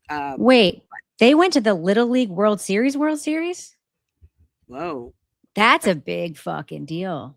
My husband is umpiring in the state championships for Little League in the World Series circuit this summer. It's a very big honor. So that's pretty much where we are. And he said Lally never showed me his statement. He just spoke the words. Mouse, it is accurate. A statement you give a cop is a statement. Even if you can write it down and you can sign it, and then that's a statement. But also, if you give if the cop interviews you, you're giving them a statement. Cops say he gave me a statement. That's what they mean. I understand. I read the semantics. I read the official statement. Yeah, semantics can be fun, but that's not what's happening here. No one's trying to trick anybody. This is the kind of thing Sully is tweeting now. Karen Reed loosened the machinery around me so I could speak. God kept me quiet so I could look and listen. I will help her dismantle the machine so it can never operate again, and we will get justice for John O'Keefe. Now he is alleging that he's been basically threatened to stay silent. I mean, he's making allegations that he was basically told to shut the fuck up by these people. Yep. Which is, did you see the Karina Kolothikas stuff that sort of emerged in the out this weekend too? The sidebar and stuff. I just want to reference, just going back, the Sean Good conversation and the Chris Albert conversation. Chris Albert saw his witness statement. Yes. And Sean Good said they're good at covering up murders. And they said that to him after he gave a witness statement. I don't think Chris Albert saw his witness statement. I think Proctor told Albert what he said to Proctor. Quote, I'm putting that in air quotes. I think Proctor said to him, and then when he asked him, how did you see that? He scrambled for a lie. And the lie was, your witness statement is online. I think Proctor was just telling people shit. Well, but I agree with you. And I think that the point of the matter is, these are fucking mafia tactics. This is what the mob does. This is what certain people in our government do. Mm-hmm. They just drop hints that they have this information. And it'd be a shame if the information got out, or it'd be a shame if anybody found out that you were going to testify. It would be a shame if anyone found out that you diddle kids, which apparently someone said about him at a meeting. Chris Albert said, right. He's that guy, right? I don't know if this is true. That's what Mass Born is saying. I've heard that before. Sullivan, yeah, I have too. Is James Sullivan the man who stood up at a town hall to talk about Chris Albert calling him a pedo and his daughter rumor? And the daughter and wife stood up and said Chris is a liar. I think that's true. I think that's the guy. And he's not afraid of them, and that's the problem for them. James Sullivan said, Lally never showed me the statement. He just spoke the words. He said, did the statement make it to the grand jury? Because I wasn't invited. And then he posted the notice of discovery. That was John C. Someone says this was John C. Okay, that was John from Canton. Thank you. Not Sully. Okay, thanks. Thanks for the correction. We take it all back. But it seems like a tactic that they use to call people a pedo. Yeah. You can just go ahead and have some water, Mel. Have some water. Tell us about Kolothikas. Yeah. So, was it Corey who posted this? About the Kolothikas Sidebar? Essentially, before Jen McCabe's testimony in trial 1, they had just gotten notice from Kolothikas' attorney that Kolothikas had made a statement to him. I think it's a him. I don't want to assume that all lawyers are men, because clearly they are not. That she had been threatened by Jen McCabe. So then they decided, and Bev Canoni said, are you telling me this because it's a Fifth Amendment issue, meaning that when Jen testifies, should she have a lawyer present and invoke her rights? And then Lally said, it was Brennan. I'm sorry, it was trial 2 because it was Brennan. Brennan said, no, I just wanted to make you aware and put this in front of you. And then Jackson said, well, I intend to cross-examine her on that. Mm-hmm. And you know why I think he didn't cross-examine her on that? Why? Because Turtle Boy tweeted about it the night before she went on trial. The night before night before Kolothikas testified. So Kolothikas testifies, Turtle Boy tweets, Kolothikas is going to get up tomorrow and say XYZ, Jen McCabe, whatever. And then they never asked her about that because they knew that if Jen were recalled or whatever, she'd be prepared because they had seen, because they follow everything he tweets out. So it's a whole thing. Yeah. So Karina Kolothikas' lawyer sent the prosecution and the defense, I assume, but it was Brennan who brought this issue up to Canoni in a sidebar. And Canoni seemed concerned about a potential Fifth Amendment issue along the lines of Jen McCabe.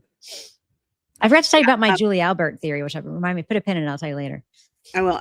Bite My Bit said it's very telling that someone with that minor info is correct. I mean, it's minor except for the fact that it sounds like Michael Proctor's MO is to put whatever he wants to put in the witness. Correct. Because what happened, think about it this way. If you witnessed a crime and that night or that day you give a statement to the police, you don't get confronted with that statement sometimes for years, sometimes for months, sometimes for weeks. So by the time you're confronted with it again and they go, well, you said in your witness statement that she was trashed, you go, shit, I don't remember. Did I say that? Like, that's what Michael Proctor was expecting in a lot of these things. He's putting whatever he wants in the witness statement to push for the narrative that he wants. And that's terrifying to me. And then I think this is their MO. I think this is their MO. Kate Peters also accusing Lucky of being a PDF, and it's like, what are we doing here, guys? What are we doing? And yes, it is true. I got the meat sweats. I am gay. We ordered a pizza this weekend. I went to Kevin's baseball game on Saturday. It was in Franklin, New Hampshire. And it was like a playoff game between two teams. And I swear to God, it was fucking 22-3. I was texting Kevin during the game and I was like, is there no mercy rule? Like, what is going on? And this kid got hit in the shin with the kid batted the ball and hit the pitcher right in the shin. And I was like, he broke his leg, but because he's a child, he did not. Anyway, the pizza we ordered afterwards at the Vulgar Brewery in Franklin was called the Meat Sweats. And it was quite good. It's awful. Yeah. I hate that expression. All right. Let's see. What else do we have going on here? So, let's talk about, these are sort of quick ones. Can I tell you why I think Julie Albert brought donuts today? Please. Say she brought donuts. So the story has always been their story. Not always. I mean, it's changed a lot. Chris and Julie Albert wake up in the morning, right? Chris sleeps in or whatever. Julie finds out that they find out at some point that something happened to John. Julie goes over to Fairview to drop donuts off for Brian's birthday. Chris stays home. Chris doesn't come over till later. Okay. I found myself wondering this weekend, and I know I'm not the first person to say, but it makes so much sense to me. What if Colin were still there and she went to pick him up? That would make sense, except for what? The Ford Edge wasn't there anymore, and or also he didn't get over there by the he got a ride too. Yeah, I don't know. Albert had a Ford Edge. Brian Albert had a Ford Edge. I'm just saying. I believe no, because she was supposed to find John on the lawn because this was like 8:00, 8:30, something like that. She says she went there. It was this whole donut story. What if she went to pick him up because he was still there? And what if their whole reason for sort of keeping the house dark and all this stuff was like Colin could still have been there. He could have been helping through the night. He could have been part of the conversation. I'm just saying the fact that one parent went in their car and then came up with this ridiculous story about putting frozen donuts in a car. Like, what if she just went to pick up Colin? Confluence of Conscience says that's what I've been saying this whole time. Congratulations. I finally caught up to you. Kevin Albert had a Ford Edge too. Lots of Ford Edges in this. Lots of Ford Edges. Someone was friends with someone at the Ford dealership. I wonder if there's a Jeep / Ford dealership because everyone seemed to drive either a Jeep or a Ford in this entire story. Like, Turtle Boy says they have good gas mileage. So, okay, so let's talk about Colin because we went back and forth several times about his deposition and the documents that the Karen Reed team is requesting. So at this point, that the defense was asking him to push for this deposition to happen with Colin. I keep reading I hear that he's in Oklahoma doing the, like, I don't want to offend anybody, but it seems like he was doing like the dumb kids, Or the unfit kids. the dumb kids training for military. I'm not sure.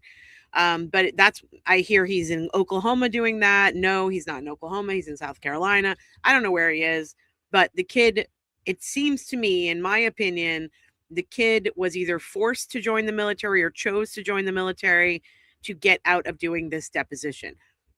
I'm going to say it again. For a group that calls themselves Testify, they sure don't want to testify. And so the judge did put out an order. He responded to all of the hearings that we heard about Colin being in the military and all this stuff. Colin's deposition motion was denied without prejudice. So without prejudice, for those of you who don't know, I'm sure most of you do, means that they can try again. If it had been denied with prejudice, that's done. We're done with it. So Colin's deposition motion was denied without prejudice for now. But Judge Gilday allowed the motion to produce documents and communications. And this is a big one, I think. So do you remember originally Karen Reed's team had asked for 4 years of communications from Colin, messages, emails, text, all that stuff. To his parents, yeah. And they said that was too broad. And so the defense was like, okay, well, maybe just the 4 months after John O'Keefe died to his parents. And then they were arguing about it in court. And then Gilday was like, no, actually, I want you guys to give them all of the communications you have from January 28th, 2022 through June 18th of 2025. Or I want you to tell them that none of the things that they're asking for exist. And these messages should be between Colin and Karen Reed, John O'Keefe, Michael Proctor, Courtney Elberg, which is Courtney Proctor, Carrie Roberts, Chris Albert, Julie Albert, Brian Higgins, Brian Albert, Nicole Albert, Matthew McCabe, Jennifer McCabe, Allie McCabe, Brian Albert Jr., or Yuri Buchanan, and which relate to 1, the circumstances of the death of John O'Keefe, 2, any law enforcement investigation of Mr. O'Keefe's death, and 3, the plan alleged by Miss Reed or of Brian Albert, Nicole Albert, Jennifer McCabe, Matthew McCabe, and Brian Higgins to exonerate themselves and implicate Ms. Reed in the death of Mr. O'Keefe. Do you have thoughts about this, Rebecca? They're just going to say that no such thing exists. They're just going to say we searched and we didn't find anything like that. That's what they're going to say. I know they are, but that seems like there's got to be something. Like, I think even the judge knows there's something. Yeah, I agree. Well, I don't think the judge knows there's something. I think the judge is asking for what would be a reasonable thing to ask in any other case where everybody involved was not so comfortable with lying. They're just going to say, oh, we looked. There was nothing in there about Karen Reed or a cover up or whatever, because they assert there is no cover up. Yeah. So they're just going to say there's nothing. That's what they're going to say. And that's the thing. The way they get around this is, obviously they use, like, think back to like Nicole's text. Mm-hmm. I don't want to talk about this on text. Think about, tell him the guy never went in the house. The guy instead of John O'Keefe, so it's like they're going to get around it because they use code. Mm-hmm. So I don't know. I think non-conversational is right, that a taint team is needed, but I don't know how that would work in a civil case. And I don't know how that works. He's a non-party witness, basically, in this case. So right. I don't know. And then one of the other big things that we needed to talk about, that's all I had on that. Do you have anything else you want to add on that one? No, I just think they're going to lie. I mean, I'm so comfortable saying that they're going to lie. Like that's what they do. It's like, I could not be more comfortable, like saying, oh, they're just going to lie and say they didn't find anything. I'd bet money on it. Yeah. Speaking of lying, excuse me. I'm just going back to, I was just thinking about the Sullivan stuff again, the Sully thing. If Adam Lally had that information about James Sullivan, brought it up in the opening, met with him, decided not to call him, shouldn't that information have gone over to the defense? Is that a Brady violation? Well, but if Sully, no. So if it's Brady from Proctor, so Lally has Proctor's report with the lie in it, So he's Yeah. going on that. And then if he Right. finds out this is not what he's going to testify to after the trial starts, he's just not going to call him. But Right. finding out that that's not what he's going to testify to, if there's an email, if there's notes from a phone call, that's the Brady material. So if he became aware So it's like that a he gray would have area. given contradictory testimony and he has notes of it, if he had a phone call with him, if he had an email exchange with him, that is the Brady material. So yes, it is Brady, but it's Brady. It's not Brady in the opening statement, because I'm assuming in the opening statement he was just going by the report, the lie in it that Proctor gave him. So the Brady in that case, at that point was Proctor's. But then it became Lally's once Lally found out that's not what he would say. I have a question Sure. for the chat. Everybody, all the searches I can find say the Kolothikas Sidebar happened on June 4th, 2025, after Kolothikas' testimony. I can't find that sidebar transcript on the FOIA or Find Out site. If anyone knows where it is, please send an email to somethingsoffpod@gmail.com, because I really would like to share it with you guys. When I read this weekend, and I cannot believe I didn't bookmark it for myself, I was gobsmacked. Yeah, that's what Miss Priss said. Corey has FOIA'd for the working notes. Yeah, that's what I just showed on the screen from Sully's tweet. So I guess my question is this: if Corey gets the notes and they are opposite, because that is one way to prove what's in the witness statement. When a cop is just like jotting down notes of what somebody said, and we get to see Michael Proctor's notes, or Corey does, and there's nowhere in his notes that said she was toasted, because that's a specific word. If he's going to put toasted in the witness report, then toasted would probably be in his notes, because it's a very specific word. If toasted is not in his notes, I still think that they can't prove it's a Brady violation, because the is, like you're saying, this is a discovery issue. So the discovery would have, like, that witness report went to the defense, but the defense didn't realize that the witness didn't actually say toasted. So Right. It's like, I don't know. It's a gray area for Brady. It's not. Well, it's also, Brady would only matter if she'd been convicted, and she wasn't convicted. Right. So there's no consequences at this point. There's no consequences for the that. appeal. Like, it would be for the correct. appeal. And if it comes up in the civil trial, maybe in some fantasy world, Adam Lally is sanctioned or fired, or if there's a new DA who discovers this stuff and decides to fire Lally, that could happen. But like Adam Lally, people have fantasies about Adam Lally is not gonna. All right. So where did I see this thing about the Karina Kolothikas Sidebar? I know I read it this weekend. I did not dream it. I swear to God. I would not have dreamed Judge Bev Canoni saying, so is this a Fifth Amendment issue I should be concerned about? Right. I would not have dreamed that up. I would have just dreamed that the sidebar happened and something explosive happened in it. And I would have been like, oh shit. And I would have woken up and I would have been like, oh man, I wish that were true. But the thing I read was very granular. So okay. Anyway, all that aside, and apparently it was Brennan who brought the issue to bear. It was one of Brennan's. Brennan believes that Karen Reed did it.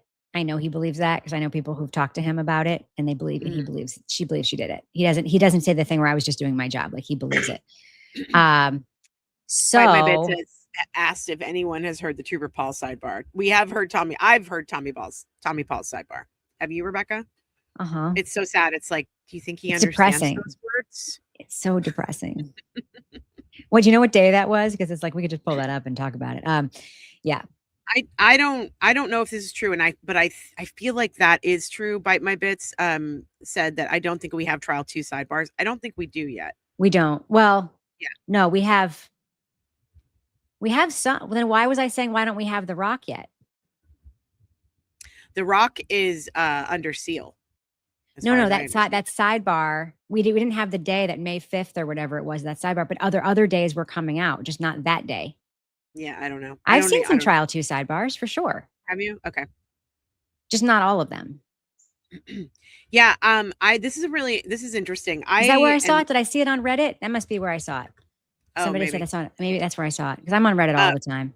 Rage Knitter said, during trial, I thought Lally was mostly just doofus, mildly complicit, but not horrible, but I could not have been more wrong. I completely agree. I felt exactly the same way, Rage Knitter, and now I'm like, holy shit, I think Lally had his friggin' hand in this. This is crazy. I cannot wait. I hope this is true. Non-conversational said Judge Krupp said Rosemary will examine Lally again on the stand. Because remember, we never got a conclusion to that hearing Mhm. where Rosemary was examining Lally, and I hope there's video of it, and I think we should definitely watch it on a cross roast. Speaking of cross roast, if you came in late, we're coming back on at 5:00 tonight for our members only cross roast, but we're doing something different tonight. We're doing a members only cross roast call-in. So if you are a member and you want to jump on with us and talk to us about just about anything, except for no homophobia, no racism, no misogyny, no predatory statements, no anti-Semitic statements, and no like Islamophobic statements, you're more than welcome. We shouldn't have to say that. Baseline just being don't be a But dick. we do. But we do. To our members? Come on. People will pay $3 to come on and say some shit, Rebecca. Well, then I we'll cut them. guarantee it. Then we'll kick them off. It's fine. We'll kick Exactly. 'em off. I'm just telling them beforehand. Don't Yeah, try it. We'll kick you off if you're a That's what I'm dick. Kick you off if you're a dick. Yeah. You should probably make that into a t-shirt. I'm going to kick you off if you're a dick. Don't be. How about just don't be? Don't be a dick is a t-shirt that exists a lot of other places too. So Karina other people Sidebar here must be think. available. I saw something on Reddit about it. I know. I just said that. I just read that one, girl. I just read that one. Well, you didn't put it on the screen, so I didn't know. I mean, there were a lot of things in opening statements that never came up in either trial. That's how opening statements work. Opening statements are like throw a bunch of shit on the wall, prime the jury for guilt or acquittal. You know, I mean, Alan Jackson's opening statement in trial too. We thought we were going to see so much shit that we never saw. And then ultimately during the trial, they decided to just focus on the lack of collision. Meanwhile, David Yannetti had been really preparing for that Brian Albert examination. And I feel so bad that we never got to see it. Or was it Higgins? Oh, it was Rebecca, I found the Karina stuff. Liz, email it to somethingsoffpod@gmail.com immediately, please. This is something we have to talk about if we can get it. And then, of course, am I logged into that email? I am. Yes. Mish from Northern Ireland. Maybe we'll see you tonight. Maybe if you can stay up. If you can stay up, we'll see you tonight. Queen of the Pool said, "How did you manage the no misogy with Jimmy? That must have been a feat." Jimmy's not a misogynist. Come on, he's not. It's so stupid. And it's Jimmy is really dry. I don't know what maybe Jimmy is a misogy. They meant misogyny. Jimmy is dry. He is really dry. So if you take everything that he says at face value, could you say, oh, he said a misogynistic or thing or whatever? Maybe. But if you're taking Jimmy literally, then you have no sense of humor, in my opinion, because he is so dry. No email yet from Liz Miz. It's Brian Albert that Yannetti prepped for. That's right. That's what I heard. I would have loved to hear that cross-examination. Apparently Yannetti was all the way at the other end of the hallway, prepping alone in a secret room. There were chats. There were graphs. There was stuff about Chloe. R.I.P. Chloe. Oh, Chloe. Chloe was 9 at the time. She'd be dead by now anyway. So yeah, that's fine. That's probably true. Unless she's a remarkably long-lived Malinois retriever. I mean, Malinois shepherd mix. Okay, Liz says she sent it. Somebody, Mel, you just gifted 5 memberships? I did. It's like unmerged OCR. Let us know if you got one of those memberships I just gifted, and don't forget to renew, and I hope we see you tonight. Okay, the next thing I wanted to talk about was Brian Tully and his motion to quash his subpoena. So Tully, basically this means Tully doesn't want to sit for his deposition, which is no big surprise. And he wants to be dismissed from the civil suit entirely because he is asserting qualified immunity. I wish we could get rid of qualified immunity.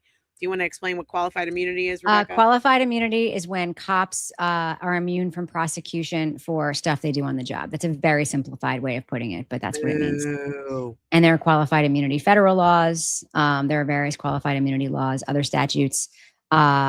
You know who's an expert on qualified immunity are the Matas. There's a lot of them talking about it on their channel, and they talk about it really, really well. I still can't find it in this thing, my friend, but I'm gonna keep trying. Okay. So we're going to talk about Tully, and he wants to quash his subpoena. He is asserting that any communications or actions taken by Tully during his oversight of the case are highly discoverable because they directly relate to the plaintiff's claims of emotional distress caused by Reed's alleged allegations. Sorry, that was Karen Reed's team is asserting that. Yeah. So Tully wants to quash. I don't think that's going to happen. Karen Reed responded to it and said what I just told you. And then another order came out from Judge Gilday. And this order, their response to this order, Karen Reed's team's response, is due today, I think by noon. So Gilday wants Karen Reed. This is interesting to me. I don't know if you saw this. I found Rebecca, it. I found it. Okay. Can we get through this one first? Yeah, absolutely. Okay. Gilday wants Karen Reed's team to, quote, provide the factual basis for the following statements in her opposition. Paper number 132.2. 1, quote, buoyed by the treatment that other subpoenaed witnesses are getting by resisting their depositions, and 2, the manner in which other subpoenaed parties have been handled in this case. So those are direct quotes from Karen Reed's opposition to quash Tully's subpoena. I find Judge did not like that. No, I find it interesting that he is like parsing out and breaking down everything Karen Reed's team is saying. I mean, he's been doing this throughout. He's been telling them, like, you can't just say that. You got to back it up. Remember when he was like in the hearing, he said, you know, you didn't even put in your paper that you were quoting another attorney from the criminal case. You just said it like it was fact, right? So he's been calling them out on that kind of stuff. So I don't know if we're going to see it, but it's due today. So I think that's interesting. I'm interested to see how they break this stuff down. But that's where we stand on Tully's motion to quash. Anything you want to add to that? Well, I just think that the judge is like, was that about me now? You talking about me? Yeah. Me? Yep. You don't know. No, I told you to not do that. Like, you don't talk about me. And he's just like, yeah. So I think that he is really offended. I think that he's really trying to put a tamp down on all of this hyperbolic stuff. Yeah. I don't know what they were referring to, but I guess we're going to find out in the next filing. Well, I have a tweet up, and I want to read it because I think it's really interesting, especially about the timing. I mean, at this point, we shouldn't even be considering, and by we, I mean Judge Gilday and anyone else, shouldn't even be considering Tully's motion to quash his subpoena because I'm going to break this down. Karen sent Tully a subpoena on May 19th. On May 19th, after accepting the service, Tully's counsel requested rescheduling of the deposition to July 8th. Tully's counsel never even tried to communicate with Reed's team about narrowing the scope or tailoring the request about said documents she wants to produce. 30 days later, Tully filed an objection to the motion. And this is in quotes here from Unfiltered Thoughts for Justice for John O'Keefe. An objection to a subpoena must be filed within 10 days of receiving it. They did not do that. I feel like if this happened here in Maryland, if you didn't respond to the subpoena within 10 days, you're done. You don't have any, you have no way to make an argument because you already broke the rules. Mm-hmm. And I would think that Judge Gilday would just be like, I'm dismissing this just because you didn't follow the rules. Mm-hmm. Instead, oh shit, sorry, I just hit my mic because I got really excited. This is again where I'm annoyed with Judge Gilday. Mm-hmm. Instead of saying, this is dismissed, do whatever you need to do, refile, do whatever, but you didn't follow the rules. You waited till the 30 days later to actually file an objection to this. No, get out of here. But instead, what he's doing is he's parsing out what Karen Reed's attorneys are saying in their motion. He wants them to explain it. I agree, but I'm going to wait and see what he says about it before I judge it. Because I will say it doesn't seem right that he's letting them get away with all the subpoena bullshit. But I would like to say, see, this is it. He's micromanaging the depot schedule, but delays are being excused. I agree with this. I agree. That's wholeheartedly the case. And especially from a former cop. Come on now. A cop who is claiming qualified immunity. Fuck off. Get your shit in within the 10 days like everybody else fucking has to do. Okay. All right, you ready for this? Yep. Are you ready for this? Dun, dun, dun, dun. This isn't new, but for some reason, it just got my attention this weekend and it kind of blew my mind. Let me see if I can make it bigger. Yes, Rebecca will be drinking during tonight's stream. She will have the 100%. Okay. So this is the next witness is Jen McCabe. Okay. Jen McCabe is our next witness. This is the sidebar at 2:14 p.m. She's here. During our lunch break, I received an email from the defense and it outlines perhaps an accusation that at some point unknown Ms. McCabe had been hostile or threatening to another witness who was a witness listed on our witness list. I remember this. You do? Mm-hmm. The court. Who was that witness? Mr. Jackson Kolothikas. Kolothikas from the Waterfall Bar. So then they talk about what was provided. It's from her. I didn't remember that it was from her attorney, Matt Rickman. That's what I didn't remember. Matthew Rickman is the attorney for Karina Kolothikas. The court. Keep this. All right. So this date of April 14th, 2023. That's correct. Prior to the last trial. Correct. The court. So why am I seeing this, Yannetti? Because we were not allowed to talk to her prior to the last trial because she was still represented at that time by attorney Rickman. So we did not have access to her. The court. To who? Duh. To the witness, Karina. So they still have not talked to Karina. Okay. They're about to call Jen McCabe. They still have not talked to Karina.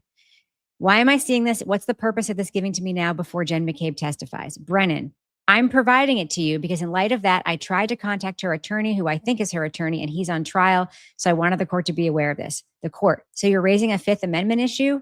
Brennan, I am not, but I'm trying to proceed in an abundance of caution. I do not see a violating threat, but that's not my determination. I'm the prosecutor, and I think I'll try to be as objective as I can. But I do think it's important to bring it to the court's attention. I plan to proceed with Ms. McCabe, but I have not shown it to her. I didn't want to give her any legal advice, and that's why I'm bringing it to the court's attention. To the court. So this is an argument between two women, maybe a threat 2 years ago. Does the defense intend on doing anything with this? Well, I'm sure they do, but I'm sure she's not going to let him. I intend to confront Ms. McCabe with it, says Jackson, as a potential. It'll go directly to her bias in the case and a potential threat. She knew Ms. Kolothikas was a witness in the case when she made the statement. I appreciate Mr. Brennan's caution. It's up to him and his colleagues whether it rises to the level of actual witness intimidation. It could. I think it certainly is intimidating when she's making a statement, a hostile statement to someone she knows is either a witness or a potential witness in this matter, just on the. And then Brennan suggests that it's going to be a couple of hours. Can I go forward with it?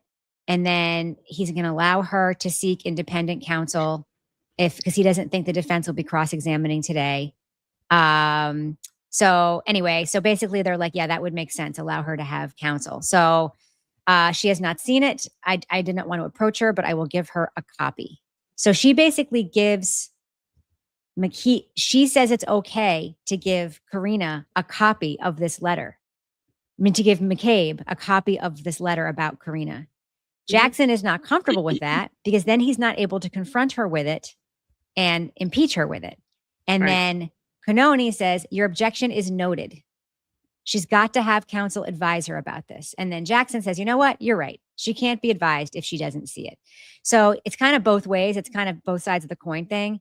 Jackson's like, we don't want to violate her rights because he's a good lawyer, because everyone has rights, but he was planning on springing it on her as impeachment material. And obviously Canoni was concerned enough about what she saw that she wanted McCabe to be able to speak to her lawyer about about her self-incrimination that she could be doing if she confirmed that she in fact had this conversation. Well, I would assume this is going to come into the civil cases. I mean, it has to. It's all. I think that's how it came. I think somebody brought it up. Oh, you know why? It came up because Kolothikas was just depoted. Yeah, that's right. Or is about to be depoted. Kolothikas is in the deposition list. So I think, that letter, whatever Jen McCabe said to Kolothikas in 2023, which was documented because she told her lawyer, is or has come up in the Kolothikas deposition. And so that's why this came up on social media this week. And that's why I read it again. And I read it again and I felt like I had seen it before, but like I read it again and I'm like, this is, considering these people have made an entire PR campaign about being intimidated witnesses. Testify. Considering that plus the things that Sully is saying. And by the way, how many guys in Canton you think have the nickname Sully? No fewer than 500, right? Many. Sully. Yeah. So we all know, we all want to know. We all want to know what Turtle Boy texted about what she said. Hold on one second. Let me see if I can find it. He tweeted about this. And I believe this is why this didn't come up at trial. Remember, Karen was pissed at him. We saw in his phone extraction which I hate referencing because we shouldn't have it, but we do. Karen was pissed at him because he kept tweeting things that she planned to spring on the spring out at trial. Yeah. Hold on. While you're looking for that, it was I who gifted the 5 memberships, and if you got one, I am happy for you, and I hope you come to see us tonight at 5:00. And when it comes time to renew, I hope you'll renew. Also, Rage Knitter gifted a Something's Off membership, and VMCYK became a new member twice. Here it is. I don't know how that's possible, but here we go. And then Carrie. Oh, this is in reference to Tully. Yes. Didn't he already have a scheduled depot that he no-showed? Yes, he didn't show up. It was in May. And then Lori, it was either me or Rage Knitter who gifted your membership. We are glad you're here. Okay, go ahead, Rebecca. No, I'm screenshotting it so it'll be easier to read. Okay. I have a whole system now. I have a whole system. I'm so proud of myself for developing a system. Nice. Some things are better screenshot and some things are better showing the original. Okay. Here was Aiden's tweet on June 3rd, 2025. This is the day before Kolothikas testified. Sources are reporting that Karina Kolothikas, a witness for the Commonwealth last trial, will testify with a lawyer present that Jennifer McCabe told her that there was ring camera footage of John O'Keefe being hit by a car in an attempt to convince her to turn against Karen. Yep. This is completely in line with the McCabe's manipulative behavior toward many other witnesses in the days after O'Keefe's death. WBZ also reported the lie on February 1st, the day they were at D&E Pizza, and Matt and McCabe texted in a group chat that Chris Albert should, quote, tell them the guy never went in the house. Hold on one second. I got rid of this comment so we can see the rest of it. Where's that comment? Take that comment off. Take that comment off. How do you take that comment off? Oh. I can't. Okay. Interesting. Kolothikas was not asked about Jennifer McCabe telling her that there was ring camera footage being hit by Karen Reed's car. Will it come up and redirect? So remember, she was a witness for the defense. Right. They didn't ask her about this. And I believe they didn't ask her about it because the cat had come out of the bag. I think this was one of the things that Karen was pissed about. I could be wrong, but I'd be pissed. I mean, Aiden, and I'm not saying you shouldn't have reported it. If you know something, you've every right to report it, and that's fine. This to me is actually proof that he was not conspiring with the defense. Yep. This actually proves it, because it is not. It was not, certainly not in the defense's strategy to the night before testimony reveal what they're planning to ask somebody. So, and also the fact that he's not in collusion with them. If he had been in collusion with them, he wouldn't have tweeted this. If he knew about it, that's what I'm saying. Like he did, if he knew about it and didn't tweet it, then he's in collusion. If he tweets it and they get pissed at him, they're not in collusion. I mean, it's so simple. It's so stupid. Correct. Correct. If I were him, I'd bookmark that. Bookmark that, Turtle Boy. You're probably not watching this. I know you're not watching this. You're probably doing your bus stuff. But bookmark that. How about we clip it and then he can bookmark it from there. Darlene said, why wasn't Jen McCabe charged with witness tampering? Good question. We don't know. I don't know. Because she didn't do anything. How could she be witness tampering when she's just a witness herself? Did you notice in the new filings, they are not I don't remember which one it is, but it's either they're not the plaintiffs or the defendants. They are the Commonwealth witnesses. Yes. Not the Haas defendants, the Commonwealth witnesses. Defending/protecting the McCabes in full view once again, Shaza said. Yep. And then non-conversational said, Mel, how do you think the depot of Allie McCabe went? I think there was probably a lot of shaking, a lot of stuttering, a lot of crying. And it was probably hot. Is that what you're going to say? It was hot. It was probably hot. Because she's got that raspy voice. Jimmy thinks she's hot too. In our members only that we had over the weekend, there was a long conversation between Jimmy and Mel about how hot Allie McCabe is. Well, we agree that Allie McCabe and Colin Albert are not biological cousins, though they are cousins. And so it'd be totally they're semantic cousins, not genetic cousins. No, they actually are cousins by marriage. They're not. Well, if you look at actually genealogy, they would not be on the chart as cousins. They'd be separate, and they have no blood between them. So they're not technically cousins. So They can They make can have out. sex. Yeah, they can totally have sex. We're not saying they did. That is not an accusation. I do not mean to be disgusting and besmirch young people. They would be the cutest couple. They would make the prettiest babies. But then it would be like weird, like what last name and who's like, who do they go to for Thanksgiving and, you know, all that. Ugh. They could be McAlbert. They could. They could Allie combine their McCabe names. and Colin Albert. Could be Allie and Colin McAlbert. Clip it. They could be the first true McAlberts. The first true, one of a kind, first of a generation. So Karina is willing to do a deposition, Aaron asks. I'm sure she would be. Yeah, she's Karina was a she's great either being or witness. has been deposed. I saw her on the schedule. Yeah. Jimmy has beautiful eyes. That's very sweet, TC nerd. Jimmy We will is tell him. Jimmy is very, very He's so pretty. good looking. Yeah. He's very pretty. Bite My Bits gifted Something's Off membership. Congrats. Let's see. We had a couple other things. This is the funny part of the notes for me, is that basically after I put in the notes about Tully wanting to quash his subpoena, we had 4 other things to talk about. Mm-hmm. One of those things is, and this is in reference, I'm sure a lot of you have already seen it, but do you mind if I play bits of the Helena Rafferty? Oh, please do. This video is fucking fascinating to me and I love it. Hold on. Let me make sure I'm in the account that doesn't have any ads. And let me share this. That's what I do. I switch to my personal one when I. Yeah. Okay. This is a Canton Select Board meeting from August 8th of 2023. You're going to see, this is a really great video too. Like clear, crisp, clean video. I love it. This is why we like Jimmy, because he belongs to our Good Hair Club. Yes, that is true. All right. Okay. Canton Select Board and Helena Rafferty, who is the chief of police at the time. Let me grab the time code here. Sorry. It was 1733. Okay. She gets up to talk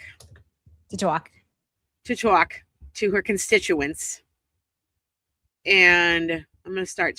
This is a little ways into it. This is her bullet point 2 on this, in this notebook that she's reading from. We're women, Robert. Just kidding. Thanks so much for saying we're great. Appreciate you. I just want you to pay close attention to Chief Rafferty's mannerisms and expressions.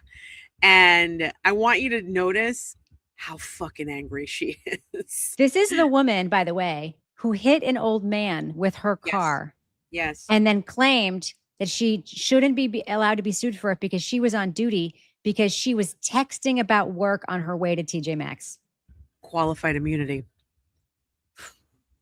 Yeah, well, she's going to address her constituents. She's going to address the people of Canton, Massachusetts, and we're here for it. Ready? Let's do it. I'm going to speed this up a little bit because it is a little bit long. I do want to watch most of it. So we're going to go up to 125. All right, here we go. As we move into the future of policing. So I'll make sure to keep everybody in the loop as we forge ahead.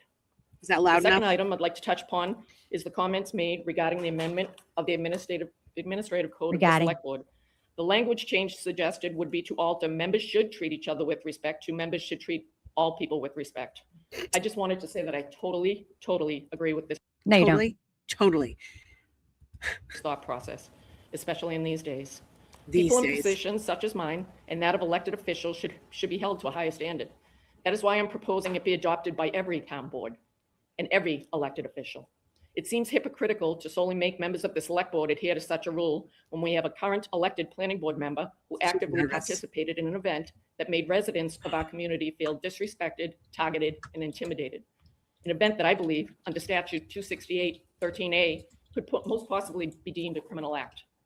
Additionally, we have an elected library trustee who as of noon today was still listed as a co-administrator on a social site that is allowing residents of our community to also be disrespected and dehumanized with innuendos, outright falsehoods, half-truths, and bullying comments. comments, I might add, that have See? were made Did you her in see the that? school Do you see her environment. turn the page? Do you know what she's talking about? Yes. She's talking about Someone who's on the library committee, someone who works for the library in this town is on a Facebook group as an administrator for Turtle Boy. now I'm going to angrily turn the page. And she goes, this is would great. and should have every resident in this town in an uproar. Why? Yesterday, I It received shouldn't. an email It's from called free speech. It's called This is free what I'm speech. saying. Okay, the idea that the chief of police in this town, the head law enforcement person in this town, is saying that everybody in the town should be outraged because someone in their community is saying how they speak online. I mean, saying what they think online. That's right. Everybody She's should be out. insane. What she's saying in is the my cops are unimpeachable and above criticism. That's what she's Whoa. saying. Whoa. By the way, Okay. non-conversational, I agree that if you commit a crime on your way to or from TJ Maxx, you automatically receive qualified immunity. I can't disagree with that. Word. from a concerned citizen related to the, and I quote, horrendous threatening posts on this site, asking me to address the issue, as she is worried about how it may incite people. Who do you think sent her that email? Jen McCabe. I think it was Carrie Lama. Okay, go back 10 seconds. I'll guess again. I think it was Carrie Lama Or for Julie Jen Grant. McCabe. Okay. Because we've seen those emails that she sent over. That's true. That's true. Received an email But she did say it is a Canton resident, I think. from a concerned citizen related to Concerned the, citizen. and I quote, horrendous threatening posts on this site, asking me to address the issue, as she is worried about how it may incite people. I'm pretty sure it's Carrie Lama. Okay. And I'm pretty sure, and that's I don't know. I'm guessing here. In a town that's like this, Mm-hmm. that's political like this, Mm-hmm. and by politics I mean local politics. I mean Yes. like who you hang out at the barbecue. It's politically engaged. It's a very civically engaged community. I see real outrage from Chief Rafferty, but I see real outrage because she has convinced herself that they did nothing wrong in this investigation, and therefore she has to be on the side of the witnesses in the case. And so when a concerned citizen like Carrie Lama, I'm assuming, writes an email like this to her, she's got to protect Jen McCabe. So it's like this weird cyclical thing. Mm-hmm. And I'm so grossed out by it, but I think that in a majority of the places where we live, or not in the majority of the places where we live, in towns like this, especially in New England, but also in the South, also in the Midwest, also Any small town. Any small town. everywhere. Yeah. This is what's happening. It's interpersonal it's these relationships where, like I said, Helena Rafferty is invited to the barbecue. And the reason why I'm playing this is because she's going to address, this is the first video that establishes and states as fact that John O'Keefe was complaining about people selling drugs in his neighborhood. Mm-hmm. And it goes back to all the rumors about Colin selling drugs and yada, yada. But the idea that she would show this much outrage for an email like this is insane to me. Also, people are allowed to be Absolutely. admins of whatever fucking Facebook group they want. And they're also allowed to speak their minds and their opinions. But we should And- be outraged. We should be outraged. Let me make one thing as crystal clear as possible as I continue with my comments to our residents.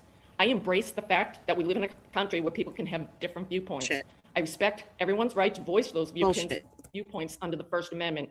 I They can don't. appreciate that some people have questions on the O'Keefe case based on the limited information they have See seen what thus she's far. saying there? See what she's doing? She's already going, we know what we're doing. You guys are just listening to conspiracy theorists and That's right. bloggers. That's right. However, what I cannot accept is witnesses.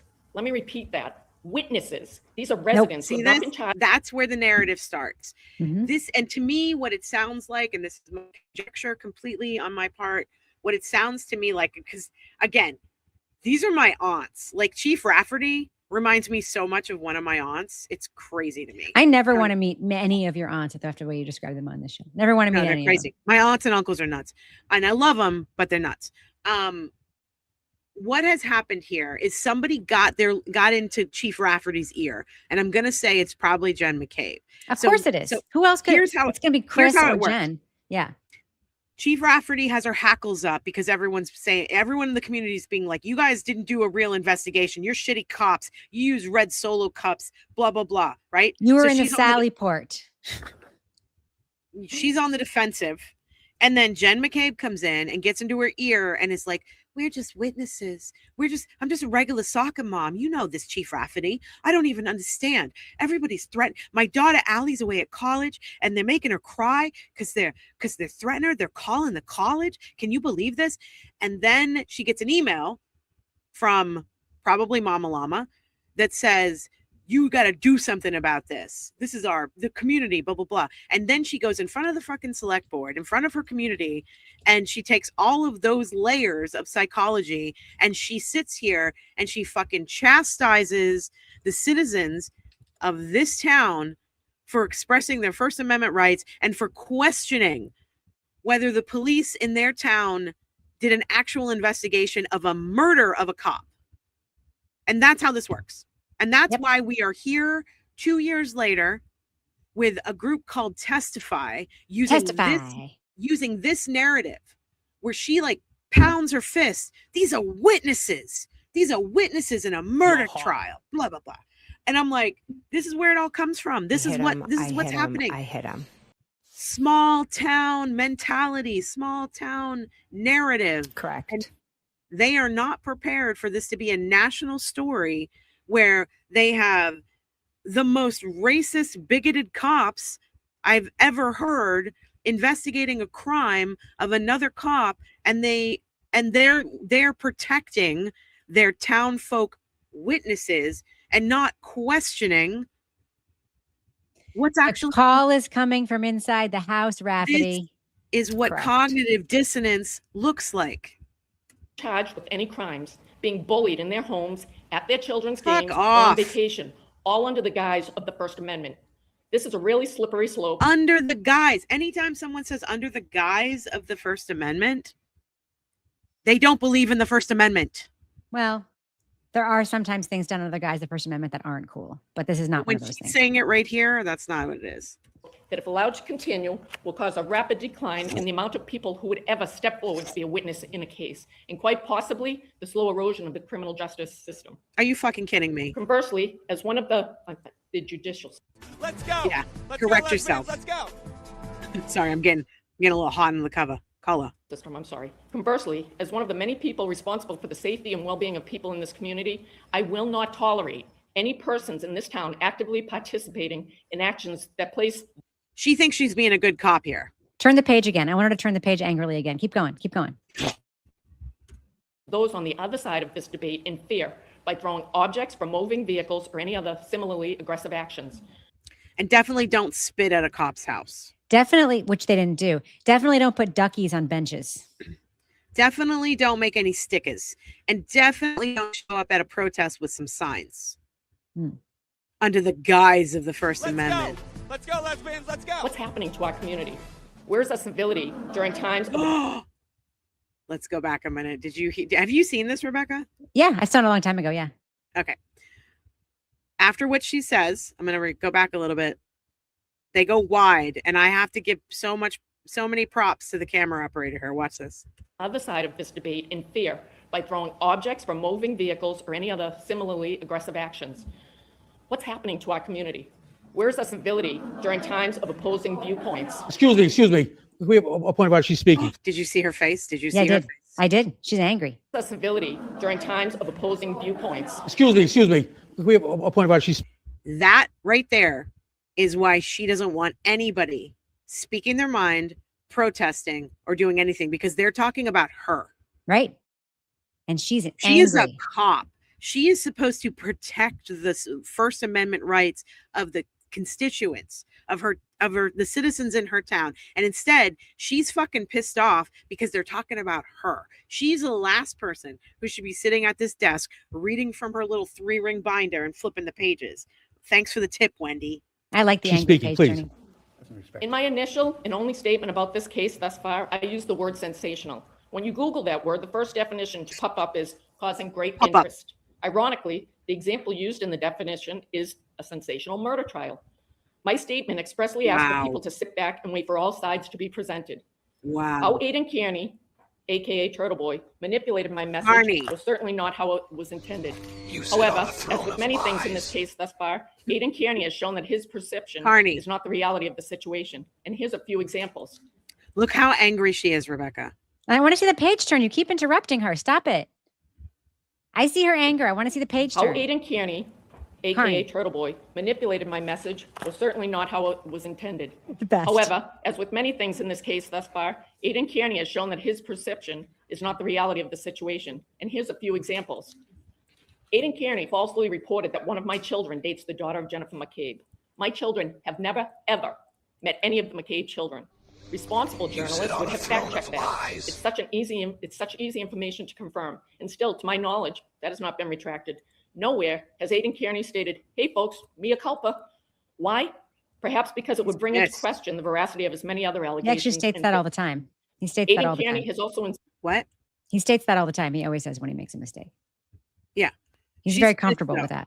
This is all about Aiden. This has nothing to do with Karen Reed. This has nothing to do with John O'Keefe. This is about a journalist exposing her people. And she is personally pissed off about it. And they are personally going to go after him for it. And they did. insinuated the slanderous allegation that I had an inappropriate relationship with Chief Berkowitz. And as a result, Sorry. he appointed me to my current position. Well, Notwithstanding the fact that Kenny Berkowitz is not the appointing authority for this town, I can only hope that such a statement outrages every woman in this community, for we fought hard against these abhorrent defamatory stereotypes for decades. In the days leading up to his rolling rally, Aiden Cannon reported to everyone that Jennifer McCabe had fled to Maine to avoid his event. Again, he was why is she defending Jennifer McCabe? Because she's her favorite. Did Helena Rafferty also go to Canton High School? I bet she did. Let me look it up. Probably.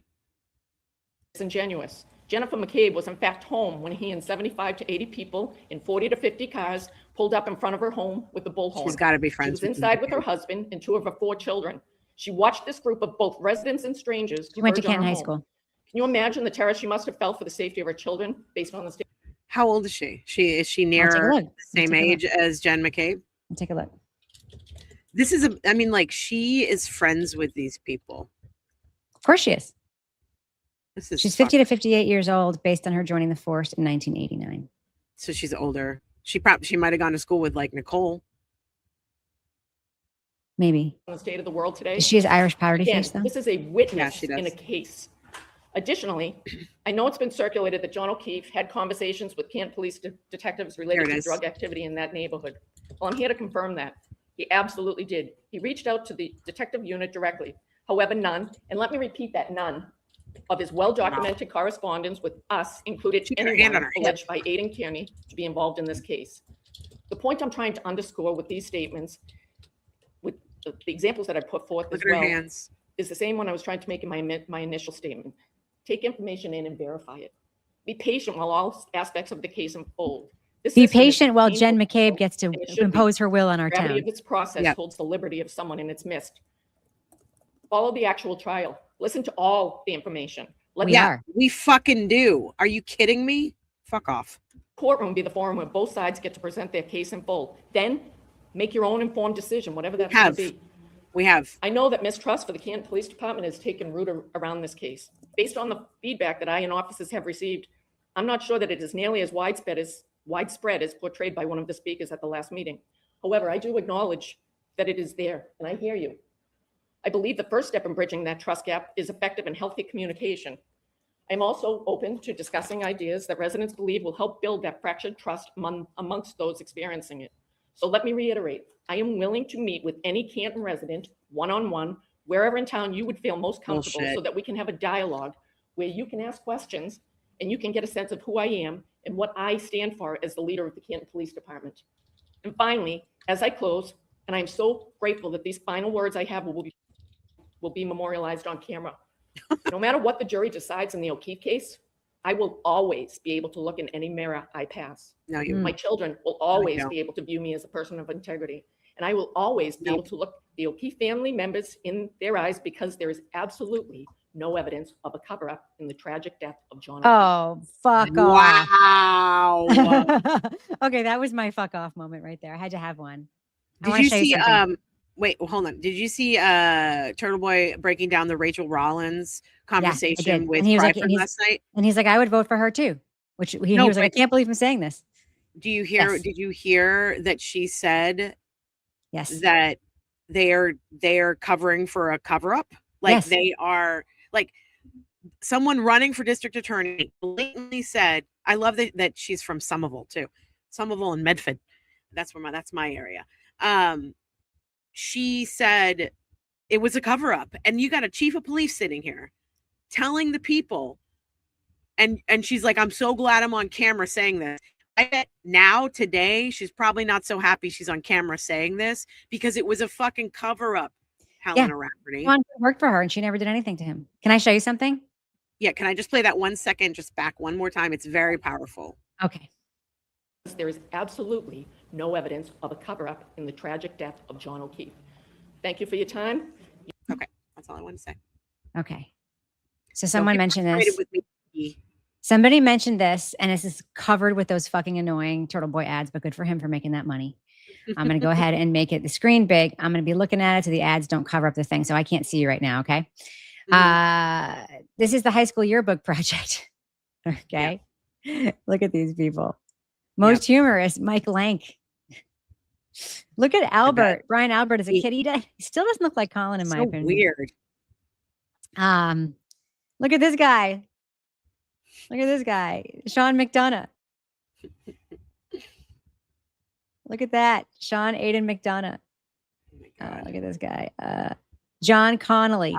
Jeez, John Connolly. John Connolly looks like he's 42. Yeah, he does.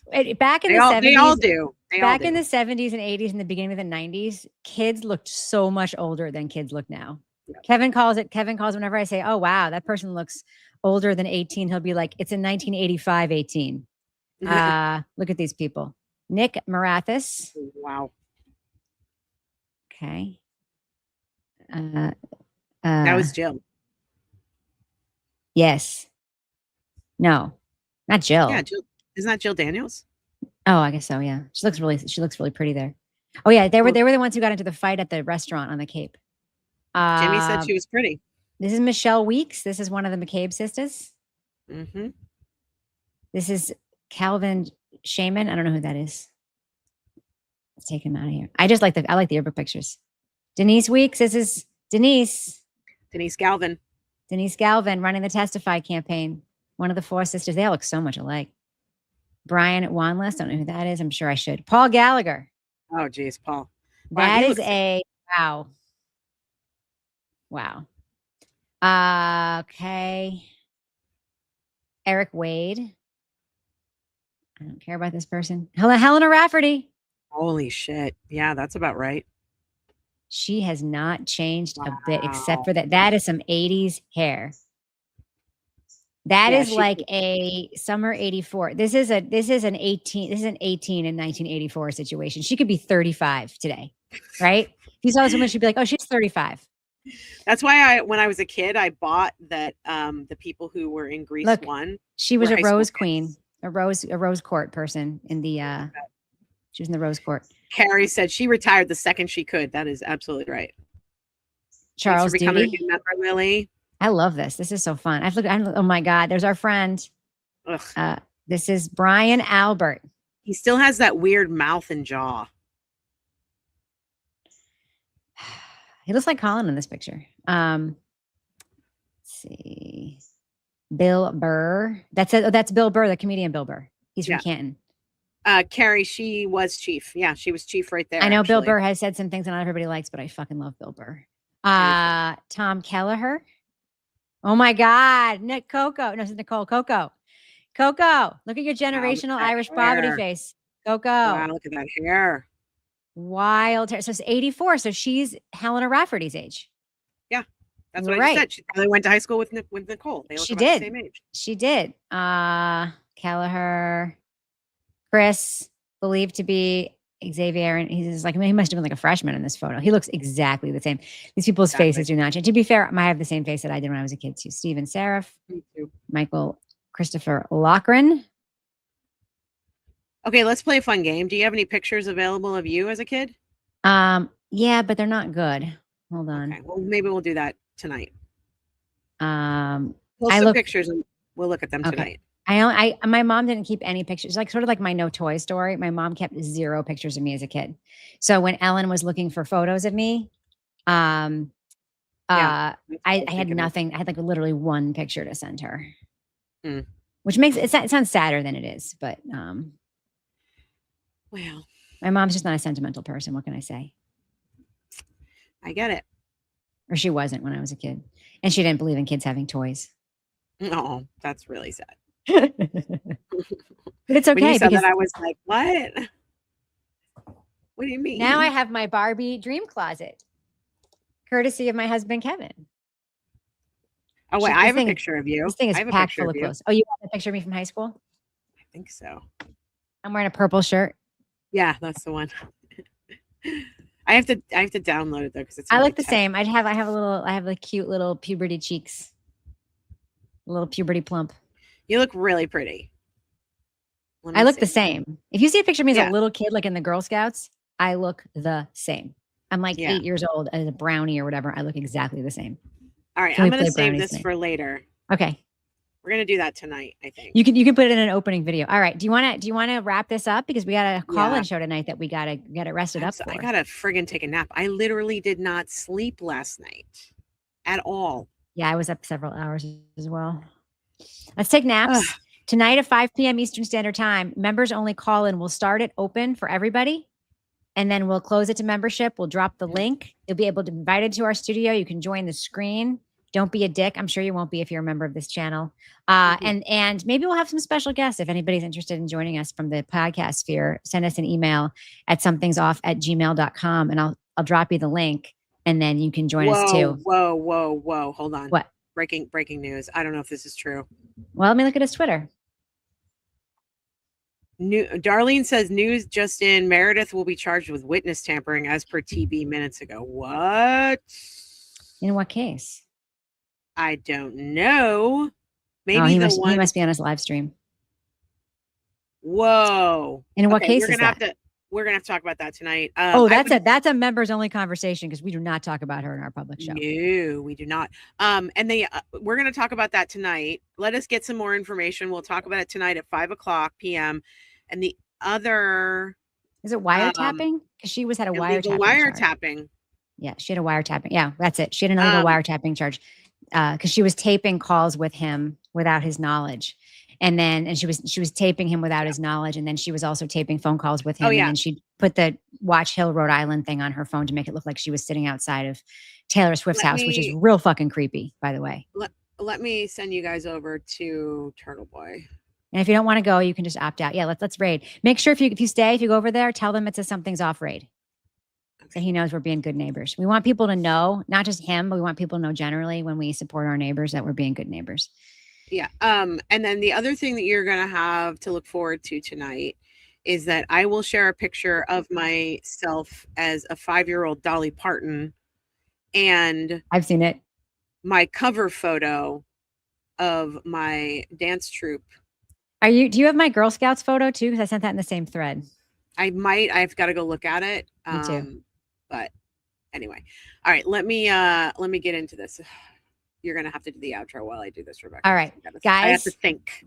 Check out the tips links in our pinned message. Check out our merch store. We've got some fun merch there. It's looking very gay right now. A lot of gay summer merch.